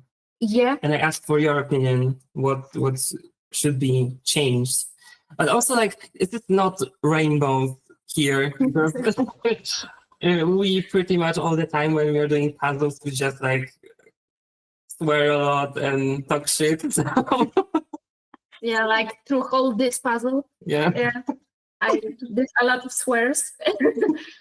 Yeah, so we were really glad that no one in Words could understand what we were saying. Yeah, I know. I feel like we needed a translator for everyone so that we could hear what everyone was saying at their tables. Yeah, we were sitting in the quarterfinal for pairs with Katrina and Rihanna with the famous accident with missing pieces. And they said after the fact that it was really nice to hear us talking. And we were like, that's so great. Like 90% of what we are saying was bullshit and just nonsense. Yeah. I feel like that's a sign of a good partnership, though, when you kind of understand each other, what you're saying, even though you're just saying the most random things. But you know what they're trying to convey as the message and stuff. It's funny. You kind of get to learn. And sometimes we have like this puzzle that Victor likes, and he just starts to singing something. He likes to sing sometimes. Yeah. Yeah, I tried not to. You'd fit in on my team. We have some singers, and sometimes it's me. Singing just relieves the stress. at least for me. When you're singing, is it typically like something in the puzzle that you're singing about? Or is it just a random song? Totally random song. I think it was the commentary in the group F that I did with Valerie. I think Becca Taylor came in and we were talking about the singing part, and I was like, yeah, I wanted to sing something, or what was like the last song that I sang to myself in my head or out loud when puzzling, and I was like, it was like totally random. It didn't have anything to do with the puzzle. It was like a Barbara Streisand song. That is not what I was expecting, but that's really awesome. I love that. Yeah, I tend to sing The at my songs are like set up in my head as well when I sing them. So I think it's just like stress relief and like a tool to keep the pace. Yeah. Have you tried the method? This is one that goes around in the US a lot, where you listen to the same song over and over and over and over again while you're doing the puzzle. So it's just the same song on repeat, the entire puzzle, something like really poppy. But what would be the benefit of it? It kind of acts as like a tempo, I guess, for your puzzling. It like keeps you on the same beat. Maybe it motivates you to finish so you don't have to listen to the song anymore. Someone did it in the US and it was their fastest ever 500 time. And it wasn't like they just did an easier puzzle because it was a hard puzzle. I want to say it was Becca Taylor or EB, one of the two. Becca likely did her personal best on first try. As I heard, it was like some puzzle with like green things on it, and I think she had like 32. Yeah, I think that was the puzzle that she listened to this one But she song. didn't mention to me the song part. I can't remember who it was. It's got to be someone. Someone, no one in the comments knows. Maybe someone from the US will chime in, but it was so funny. It was Roar by Katy Perry, if you know that song. Yeah. I feel like that's fitting for this puzzle. Actually, yes. Maybe we need to come up with look at the music video. It's kind of the same vibe. Yeah, or when she was doing it at the Super Bowl. But yeah, I feel like maybe we need to come up with some speed puzzling playlists that are specific to whatever the puzzle is going to be for that competition that people can listen to if they want to you know, this could be like the Eye of the Tiger. Could have gotten some like Lion King in here.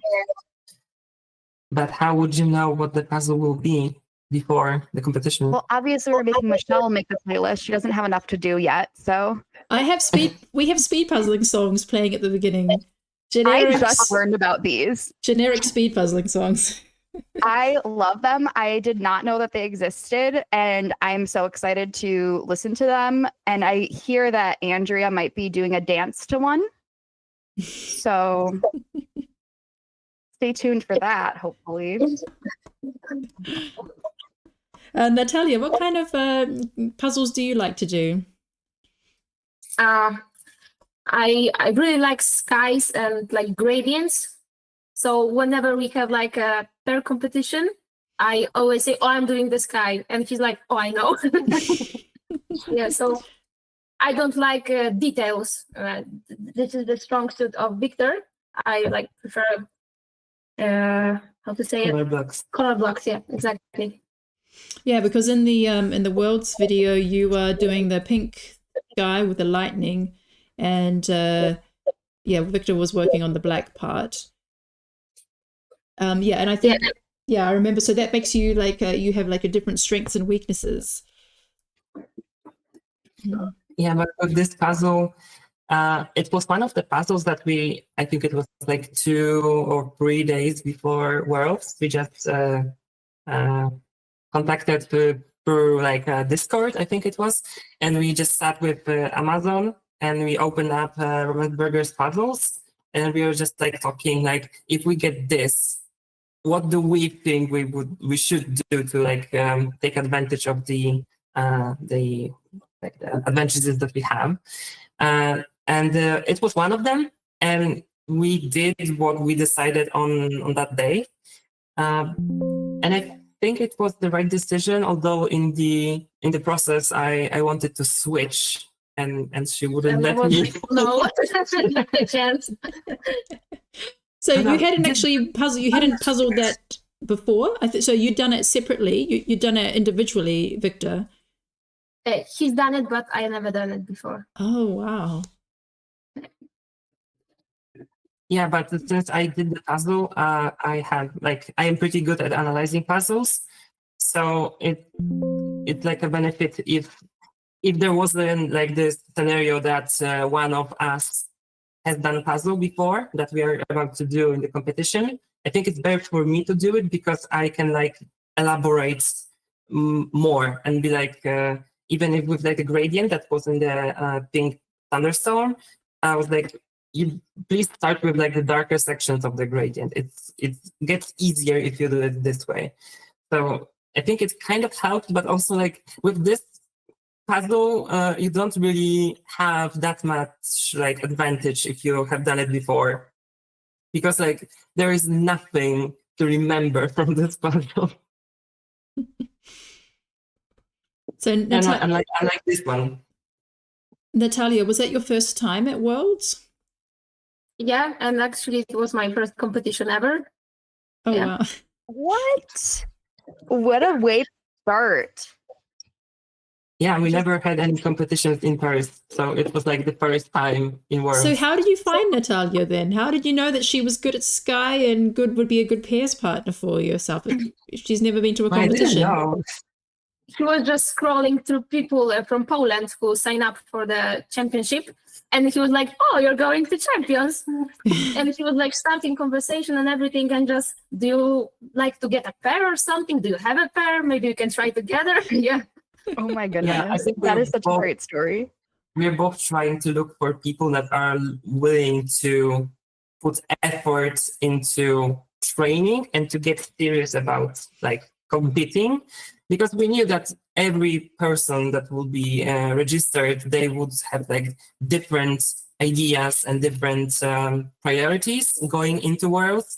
So at that point, it was like, I think it was January, yeah. So at that point, I wasn't as fast as I'm now. And also Natalia was, I think we were like around the same level for like 2 Worlds and maybe like 1 month later. But Natalia did take a break. So now we are uneven, more than that. But yeah, we knew that we each would want to improve and to practice very hard. And that's what like kept us together, to be like, okay, we can commit and we want to do it. And actually when we learned that Natalia is doing different things better than me and I am better at the other thing, it was just a nice surprise and a good thing to have. Wow, that's a Yeah. really great story. I love that. Just scrolling through the people, and here you go, your perfect puzzle partnership right there. I mean, scrolling, it was more like stalking. Yeah, he was checking people on Facebook and who has account and everything. And I had an account and a picture, so he thought, "Oh, maybe I can try to talk with her." Yeah. Yeah. Did you contact other people, Victor? I think I contacted Christian, yeah. no, because Christian was not registered in January. Oh, He started speed puzzling in March, so it wasn't he was not available. And even if he was, I don't think I would contact him, because like I was going through people and seeing if they have like anything in common aside from the puzzles. And for Natalia, she was studying the same major as me, so I was like, oh, this is a nice coincidence. There's a good conversation starter. Yeah, exactly. And Something also to she was talk about studying while in the doing university that I also, for my studies, like watched some recorded lectures from. And yeah, I just was like, it is funny that she studied there and I'm sometimes watching the lectures from this university. That's really cool. That is cool. I love to hear how people ended up pairing up. So Natalia, what was yeah, what was your experience like at Worlds? Was it did it meet your expectations? Actually, I was pretty confident about the quarterfinals. I will have a puzzle that I did before, so it will be quick, I hope. But then I got the puzzle I've never did before, and I wasn't happy about it. And I think I stressed a lot, so it wasn't the best of me, but it was still a good practice to learn how competitions works and everything. Yeah. Which round were you in? Was it? What was The same as you and Michelle. Oh, for the individuals with the sunset in Copenhagen. Yeah. What a fun and exciting puzzle with so many bright colors and nothing that was muddy or looked like it could go everywhere in the puzzle. Yeah, when I saw it, I just started laughing. And actually, I was with Andrea in the table. So I think she made me, I have to say it, she gave me more speed, yeah, because I tried to race with her. So, yeah. Yeah, I and would've she given up. so, like, Yeah, it was like the best thing, yeah, you know? Oh, it you were does so help. proud of her. It does help to have speedy people next to you at a competition. Somehow when I'm next to the really speedy people in the front row, I think it's the most scary. And then I always finish last in the front row whenever I have to be up there. So I just avoid that place now. It helps. Yeah, and you did really well with the teams. And how was it partnering together with Christian and Justina? How did you work as a team? I think it was good to learn what are strong suits, and Christian is very quick puzzler, so he gave a tip to our team.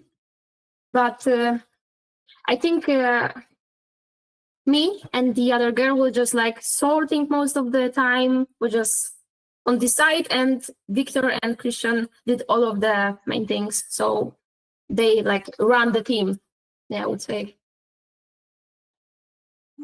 Yeah, I would kind of agree, but also, because we were talking about it yesterday, that there's this thing that it is kind of true that Natalia and Justina were in like let's say on a side and doing sorting or some things, but Christian was also like on a side but in the main space. So he would do a very big section very fast, but it would be very hard to incorporate this section into what is already being built, because it would be like in very wrong direction or rotation. So I was puzzling like alone. So I think like for the most part in every puzzle as we did as a team, we mostly puzzled separately, and only at the very end we just like had to come in together. But then again, Natalia wasn't really sorting, and don't listen to her. She was puzzling very, very much and very fast, especially in the final for teams with the jungle. She did like 3 main those big animals that were like beige or something. So she just took the pieces, she did them on the side and just placed them in. It was very helpful, but we didn't have anything like connected. So it was hard to like use what Natalia did. But you did a lot. Mm. You see, compliments, you know. Very good. All right. So you're visiting. Who's visiting? Natalia, you're visiting Victor, or Victor, are you visiting Natalia? I'm visiting Victor at his family house. Yeah. Yeah. Mm-hmm. And so we are having like the common place that you know my background from. And you have some puzzling planned for tomorrow as well? Yeah, we'll puzzle till 3. Yeah, because I have a train home. Yeah. Yeah. And we also puzzled very, very much today. Yeah. I think we did like 6 or 7 puzzles already before this one. So you're all fired up and yeah, that's amazing. All right, well, thank you so much, Natalia and Victor. We'll let you go. Maybe you have time for one more puzzle before for bedtime. And yeah, really, really great that you could join us for a peers competition. And yeah, hope to see you again sometime, Natalia. Maybe you'd like to join in a solo competition. Yeah, maybe. And I'm sure we'll see Victor again. All right, thanks so much, guys. Thank you. Thank you. Bye. Bye. I'd love to watch them face off. It would be fun to see them do back-to-back puzzles of each other's strengths. So one gradient one and one really busy one, and see how they do compared to each other on those. That would be interesting. Yeah, that's a good idea. All right, so we still have some pairs puzzling. We have Johan, Monique, Danielle and Stefan, Maria and Aurelia, Elena and Bente, Eric and Marta, Miller, Claudia, Clara, Nat 37, Samuel, and Mighty Queen. So yeah, so we still have quite a few pairs puzzling. We're at 1 hour and 37 minutes, so still got like 22 minutes more to go. So we're definitely going to see some more finishes. And yeah, just keep on plugging away. Everyone's doing so well. Yeah, it looks like so Johan and his partner will be finishing soon. Yeah, very quickly. And they have that wood grain texture background. Almost the same color as a lot of the cats in the puzzle. All right, so Johan and Aline from the UK doing amazing. Yeah, they're just got a handful left. Yeah, so in a moment I'll turn it over to interviewing my co-host Sarah Schuler. So if you have any questions for Sarah, feel free to write them in the YouTube chat, and I'll get to them in a moment. All right, last pieces for Johan and Aline.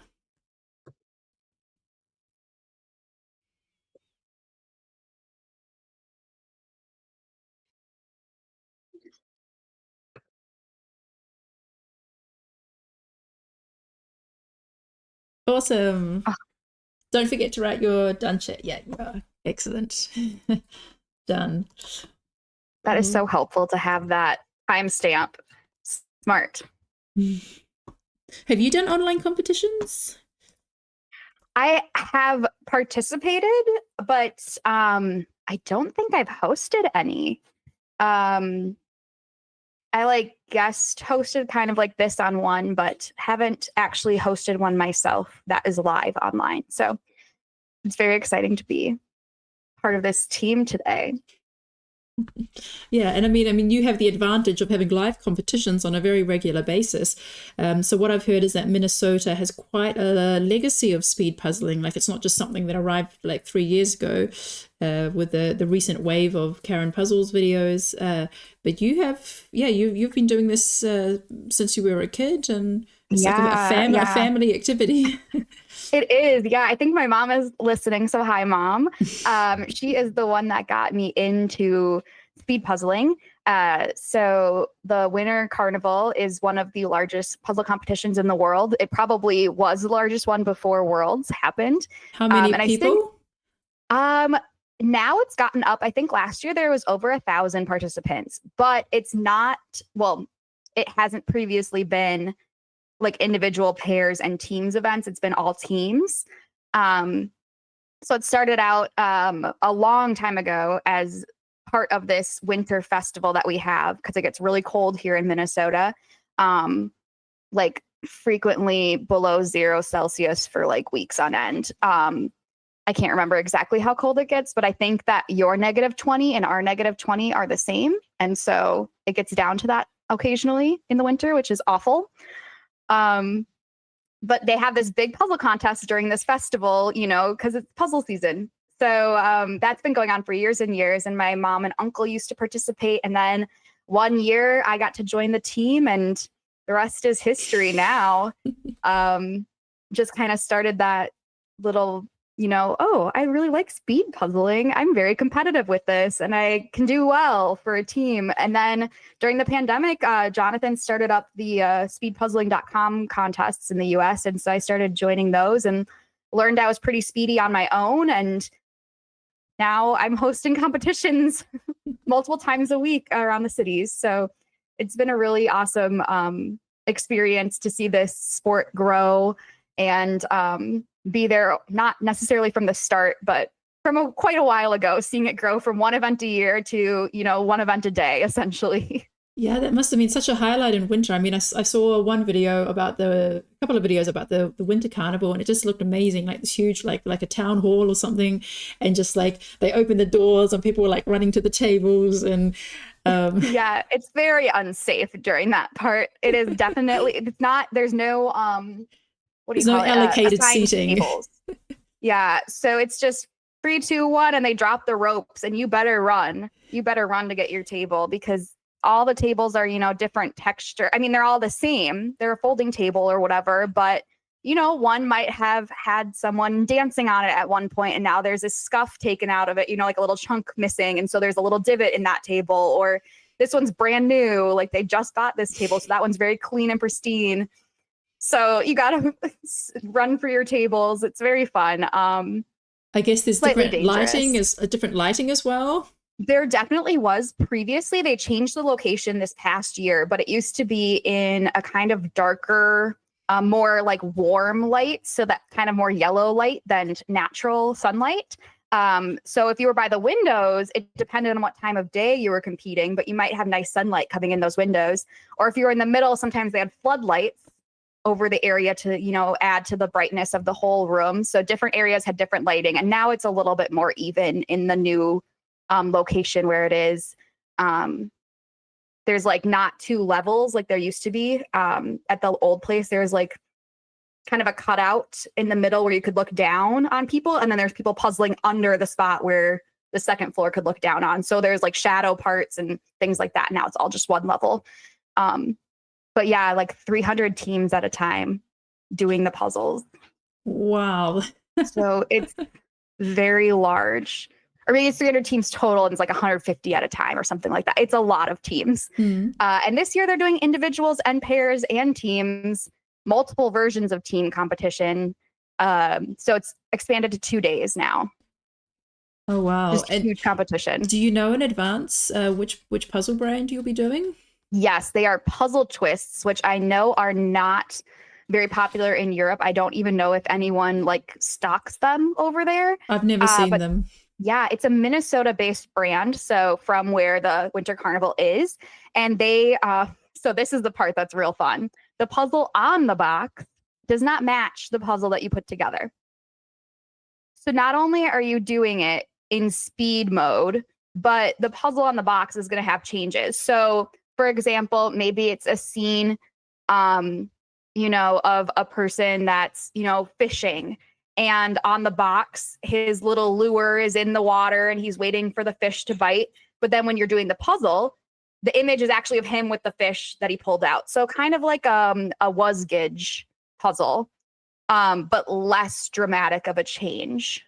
Mm-hmm. So it's more like if there was a collage of different puppies or kittens, instead of it being like a totally different puzzle, it would be like the puppies would be in different areas, or maybe a couple breeds would change out, things like that. So little changes, nothing too crazy different, but just adds an extra element of surprise when you're doing that puzzle. And an extra element of complexity. Yeah, which I do think that people, in any competition, you're going to have an advantage when you are practicing that brand. But I think this one adds definitely even more advantage if you've practiced the brand before, because you kind of get used to how the changes are going to happen in each type of puzzle. So you can kind of expect it more like, oh, I think that this one, I see that this has, this tree has all these green leaves on it. And I bet that there's all these orange pieces are actually the leaves of that tree and that they changed it to be a fall tree. So like you can kind of figure out those hints and tips in your head when you're looking at the pieces. But it's awesome. What a great company. They use a lot of local Minnesota artists. So a lot of their themes of their puzzles are very outdoorsy, or one of our like urban legends is Paul Bunyan, which is like this big lumberjack guy that walked across Minnesota and created all of our lakes with his footprints, all this stuff. So he's in a lot of the puzzles because he's kind of like our state mascot, I would say. Oh, that's so cool. And he has an oxen, Babe, the big blue ox, that goes with him around. And there's also little stories about what Babe did to create different parts of the, landscape in Minnesota. So fun little, like urban legends that we have. Just like other so places you are registered then for solo pairs and teams, I get. Yes. Yep. So my team, luckily my team that I compete with at Worlds and Nationals is also a Minnesota-based team. So we all live within an hour of each other. So we'll be competing at that and then going to Nationals in April, which we just signed up for. So that's exciting. Yeah, we just have a question about Nationals. What type of puzzle do you hope for at the Nationals? I am definitely more on Victor's side with, I like something that has a lot going on in it. I mean, if I had to get a fur puzzle, I feel like this is the one I would like to get because there's a lot of different things going on, a lot of textures, a lot of places where if I'm stuck on something, I can go work on something different. Whereas I think when you're working on like a gradient of a sky, if you're getting stuck on the sky, you just got to suck it up and keep going because you can't work on something different because there's nothing else in the puzzle. So you might be stuck, doing 200 pieces of something that you're not good at, which is I'm not good at gradients. So ideally no gradients. I really loved the puzzles from last year's Nationals. I think they were beautiful. We had another hot air balloon, which I know I said I didn't like hot air balloon puzzles, but I liked that one too. Maybe I do like hot air balloon puzzles. But that one was just really beautiful. It was kind of like a fantasy land mixed with the hot air balloons. So there's more than just, your average like 6 different hot air balloons with their patterns on them. But yeah, something with, a lot of texture, a lot of different elements to it, but nothing too busy like a Colin Thompson or the Jan von Hasteren ones are so hard. So I'm thankful that we don't really get those ones at our competitions. So it will be Ravensburger though? Yes, they all should be from them. So do you know if they will be unpublished again? I am not 100% sure. Last year, everything was new. So I'm hoping that they do the same thing again this year where every single puzzle is one that no one's done before. I do think that if you use puzzles that have come out before, kind of like at Worlds, I definitely think people have an advantage when they've done them. Especially when you're getting close to that kind of like getting towards the top 60. So those people between like 45 and 65, if you've done that puzzle before, it can move you up a couple minutes. And then there you go. Now you're in the top 60 and moving on. So I'm really hoping it's all unreleased ones, but if it's not, the competition just gets tougher. Yeah, because I know they really made a big effort to get unpublished puzzles this year, but then I saw a note for when they announced the coming Nationals, they said they were actually only planning to have Nationals every 2 years, but then because of the way it worked out that there's going to be this awesome conference, so with like board games and puzzles and other activities, and that Ravensburger was having a stand, it somehow worked out like, hey, why don't we do a competition here? So yeah, maybe not maybe it won't be as like conference like as the previous one, but yeah, it's exciting that you'll still have one. Yeah, I'm a little torn on how I feel about it being part of a different convention. But I am excited because the convention, it's one of those like kind of Comic-Con sort of deals. So the 2 like main things that they're focusing on it are this show called Firefly and The Goonies, the movie, which are both movies and TV shows that I watched. Well, I watched The Goonies more recently, but Firefly I watched in high school. And so like I actually know some of the people that are coming to do like the appearances and things. So that'll be kind of fun. but yeah, a lot less puzzle involved. But it makes me think like maybe the puzzles will be kind of themed around what's going on in the convention too, to like appeal to the convention people to buy the puzzles as well. So I don't know, maybe we're gonna get a Goonies puzzle, or you know, more of like a sci-fi themed puzzle at this event. So it'll be fun to see, you know, what they come up with. Hopefully not the produce purgatory puzzle that everyone did not like, with the shelving units of the puzzle, or the different jars on the shelves. Ooh. I feel bad for everyone that was in that round. That was a rough one. Yeah. All right. We just had 2 more finishes. Well done to Maria and Aurelia, and Samuel and Mighty Queen. So well done. So we have just over 8 minutes left. So let's see how everyone is going.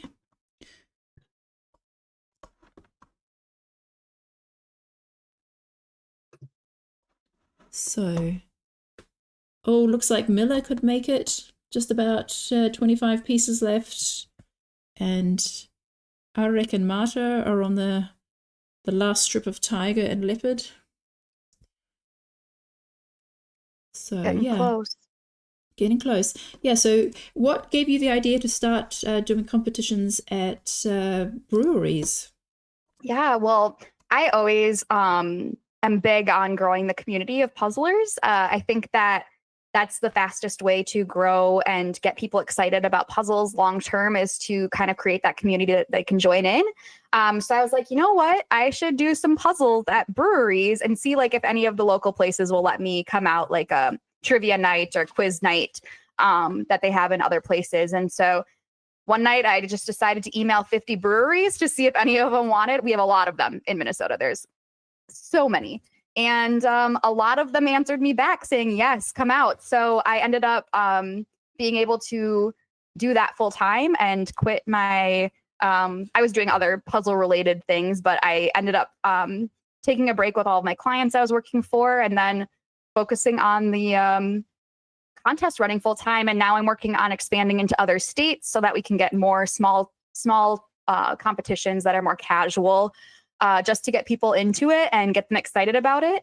The people that come to these aren't people typically that are going to be going to Worlds, but still want to participate and kind of learn about the sport. So it's just a really great, environment for them to, ease into it. You can use your cell phone flashlights, you can bring lighting, you can bring sorting trays, more relaxed rules, but still fun to get into it. And then they're like, oh, now I'm going to go watch Karen's video about Worlds and learn about, what you're going to do. Or they tune in live to things like this on YouTube and everything to watch other places do speed puzzling and learn about people from other countries that are also doing the same thing. So yeah, it's just been really fun to build that community up even more in the Minnesota area. Mm-hmm. And yeah, like, were you nervous when you did your first competition, or?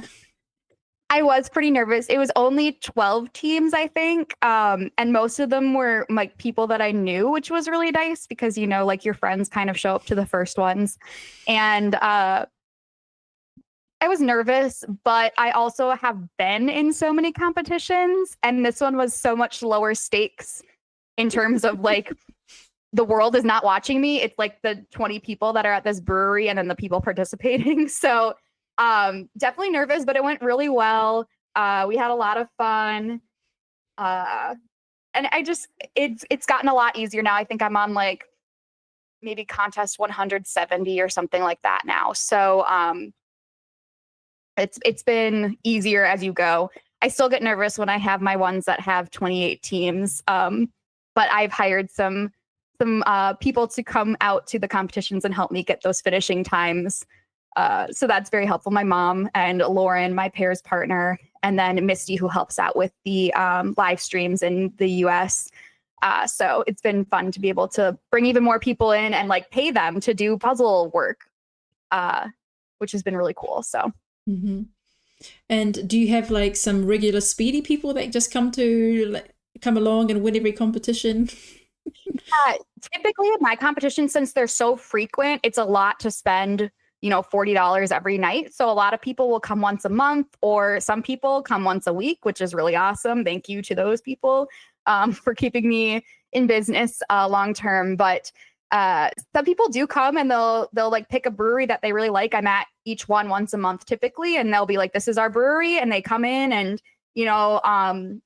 it changes up just like, the leaderboards change up for EJJ. It's different, but there are a couple teams that come up and are usually in the top 3 or top 5. No one's really come and swept across all of the competitions. The people that do that are typically like ones that go to Worlds and Nationals. And so they know like, okay, we gotta, break up our team for another one and bring in some new people. So then they're bringing in friends that haven't done speed puzzling before, but letting them try on a very good team. So it's a good mixture of people that are there for fun, people that are really speedy and they know it, and people that are finding out that they're speedy as well. Yeah, and so what advice would you give to people who might be thinking about starting some events in their area? Yeah, I think that starting with like a casual puzzling night is an easy thing to start with, just to kind of gauge interest in your area. I mean, I definitely don't think that my business model works in every area of the world, and even in the United States. It would be hard in some cities. We have a very large puzzling community already in Minnesota.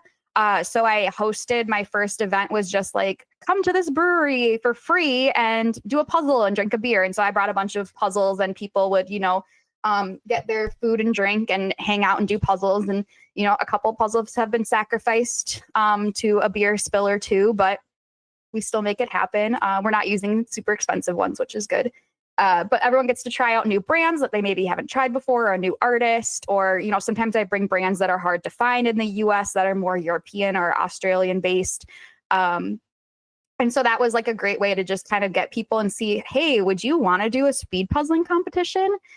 And finding a space that you can get for free is really helpful, because those, reservation fees do really add up if you're doing an actual like event. But start casual, and then do something a little more involved. Make sure people sign up ahead of time too, so that they actually show up on the night of. It's very important. You need teams to have a competition. Mm-hmm. Yeah, I saw that you have like a booking system, like with Eventbrite. Yeah. So everyone just buys their tickets through that, and they take care of a lot of the back end, messy accounting bits that I don't want to deal with, which is very helpful. But they also take a fee, of course. So boo on that, but also understandable because they're doing a lot of work to do the taxes and everything for each city that I'm in. So it's worth the money and investment. But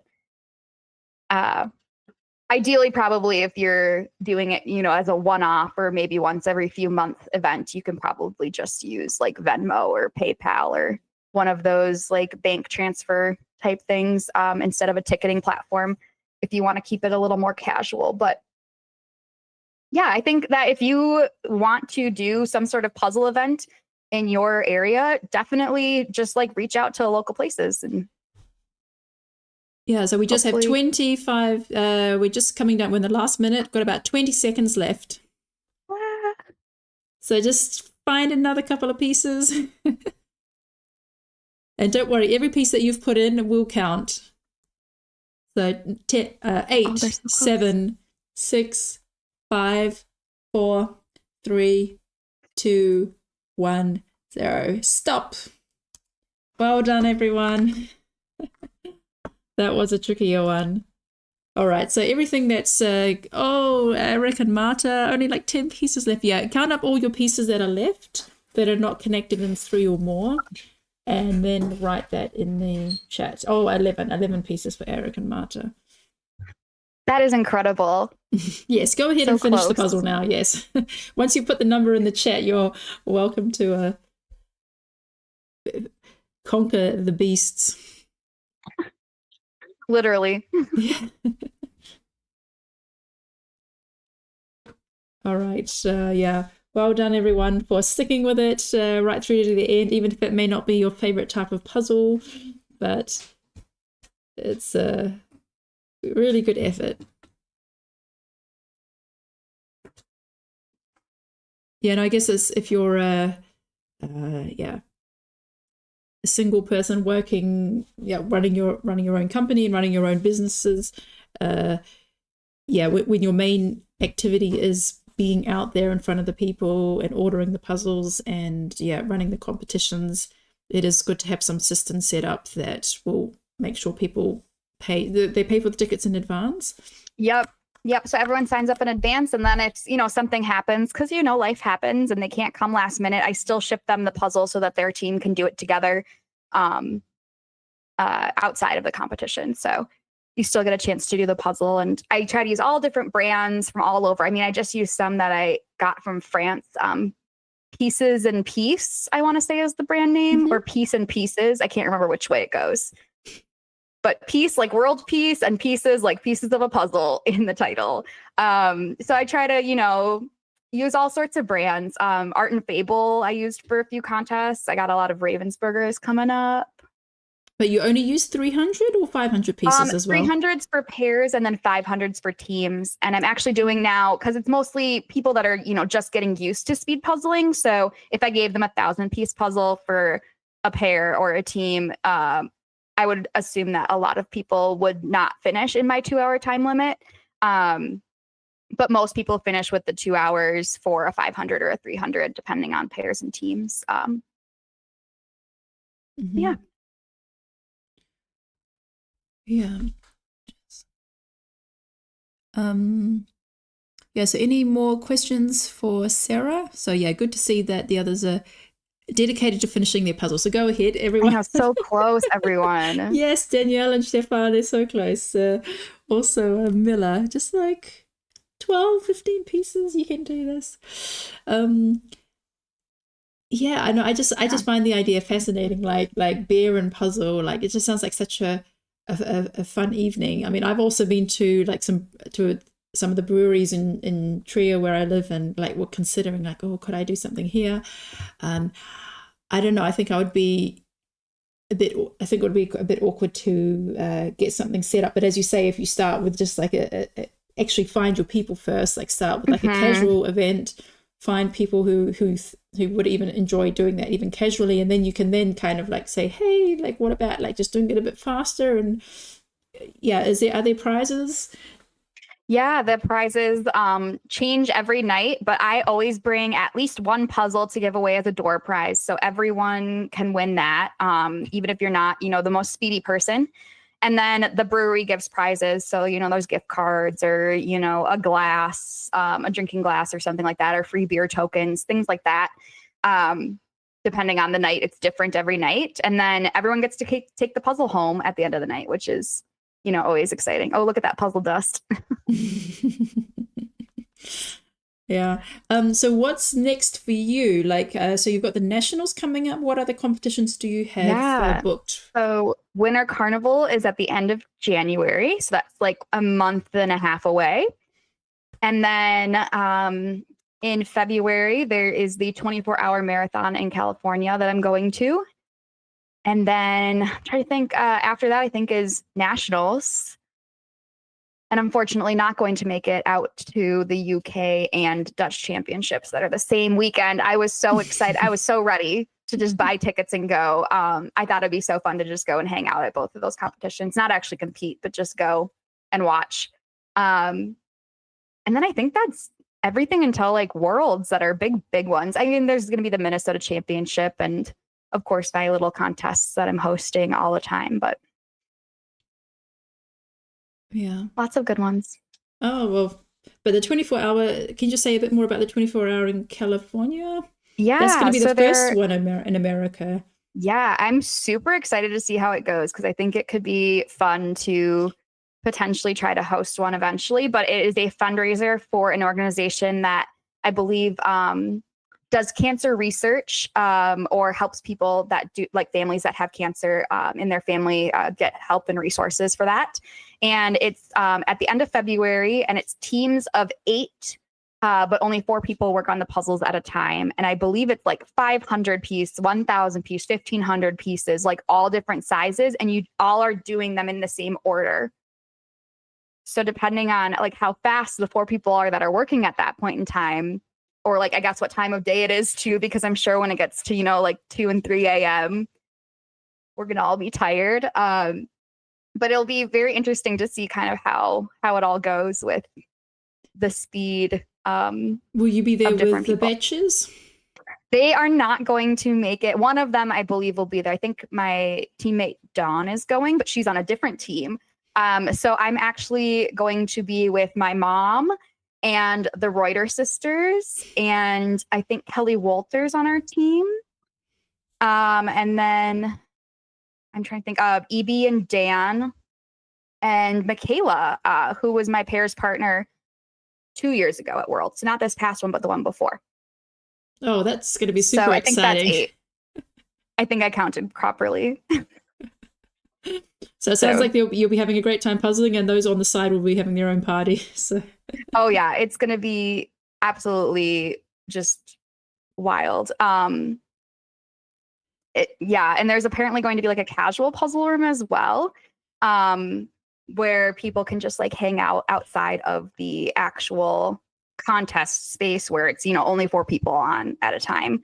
And I'm sure it's going to be amazingly run. It's being run by the SoCal Speed Puzzlers, I want to say. No, is that who it is? Not SoCal Speed Puzzlers. What is it? Orange County Speed Puzzlers. Sorry. There's so many counties in California. Orange County Speed Puzzlers. They are awesome. Lisa and William are both great volunteers for the USAJPA. And then they run those contests once a month, every month in California. So great event hosts. I went to one of theirs a few months ago and it was so well run. So very impressed by theirs. It's a lot more formal than my brewery ones, where I'm just like having to yell over all the people in the brewery to get their attention and everything. Theirs were very, very well run with microphones and a script and everything. And they always have fun raffles and stuff. So I'm excited to see how it goes, and hopefully it goes really well and it becomes, you know, a tradition every year. Mm-hmm. It's kind of hard to get to the one that I believe you guys have one in, is it Belgium? France? There's one in Belgium and one in France. Yeah. Oh, okay. 2. Yeah, in the French-speaking world, it's quite popular. There's also one in Spain, a 24-hour in Spain. Yeah, oh my gosh. I think it's 24 hours and 12 hours. But the thing is, I'm not in the loop because I'm not a French speaker. So a lot of these things, they only set in the French speakers and then they sell out so quickly. So unless you have a French speaker who's watching these groups and watching what's happening on Facebook, like you wouldn't even know that it exists.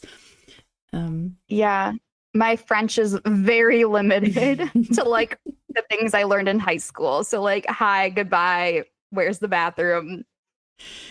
Probably like 15 different animals, colors, food. So I have one more question.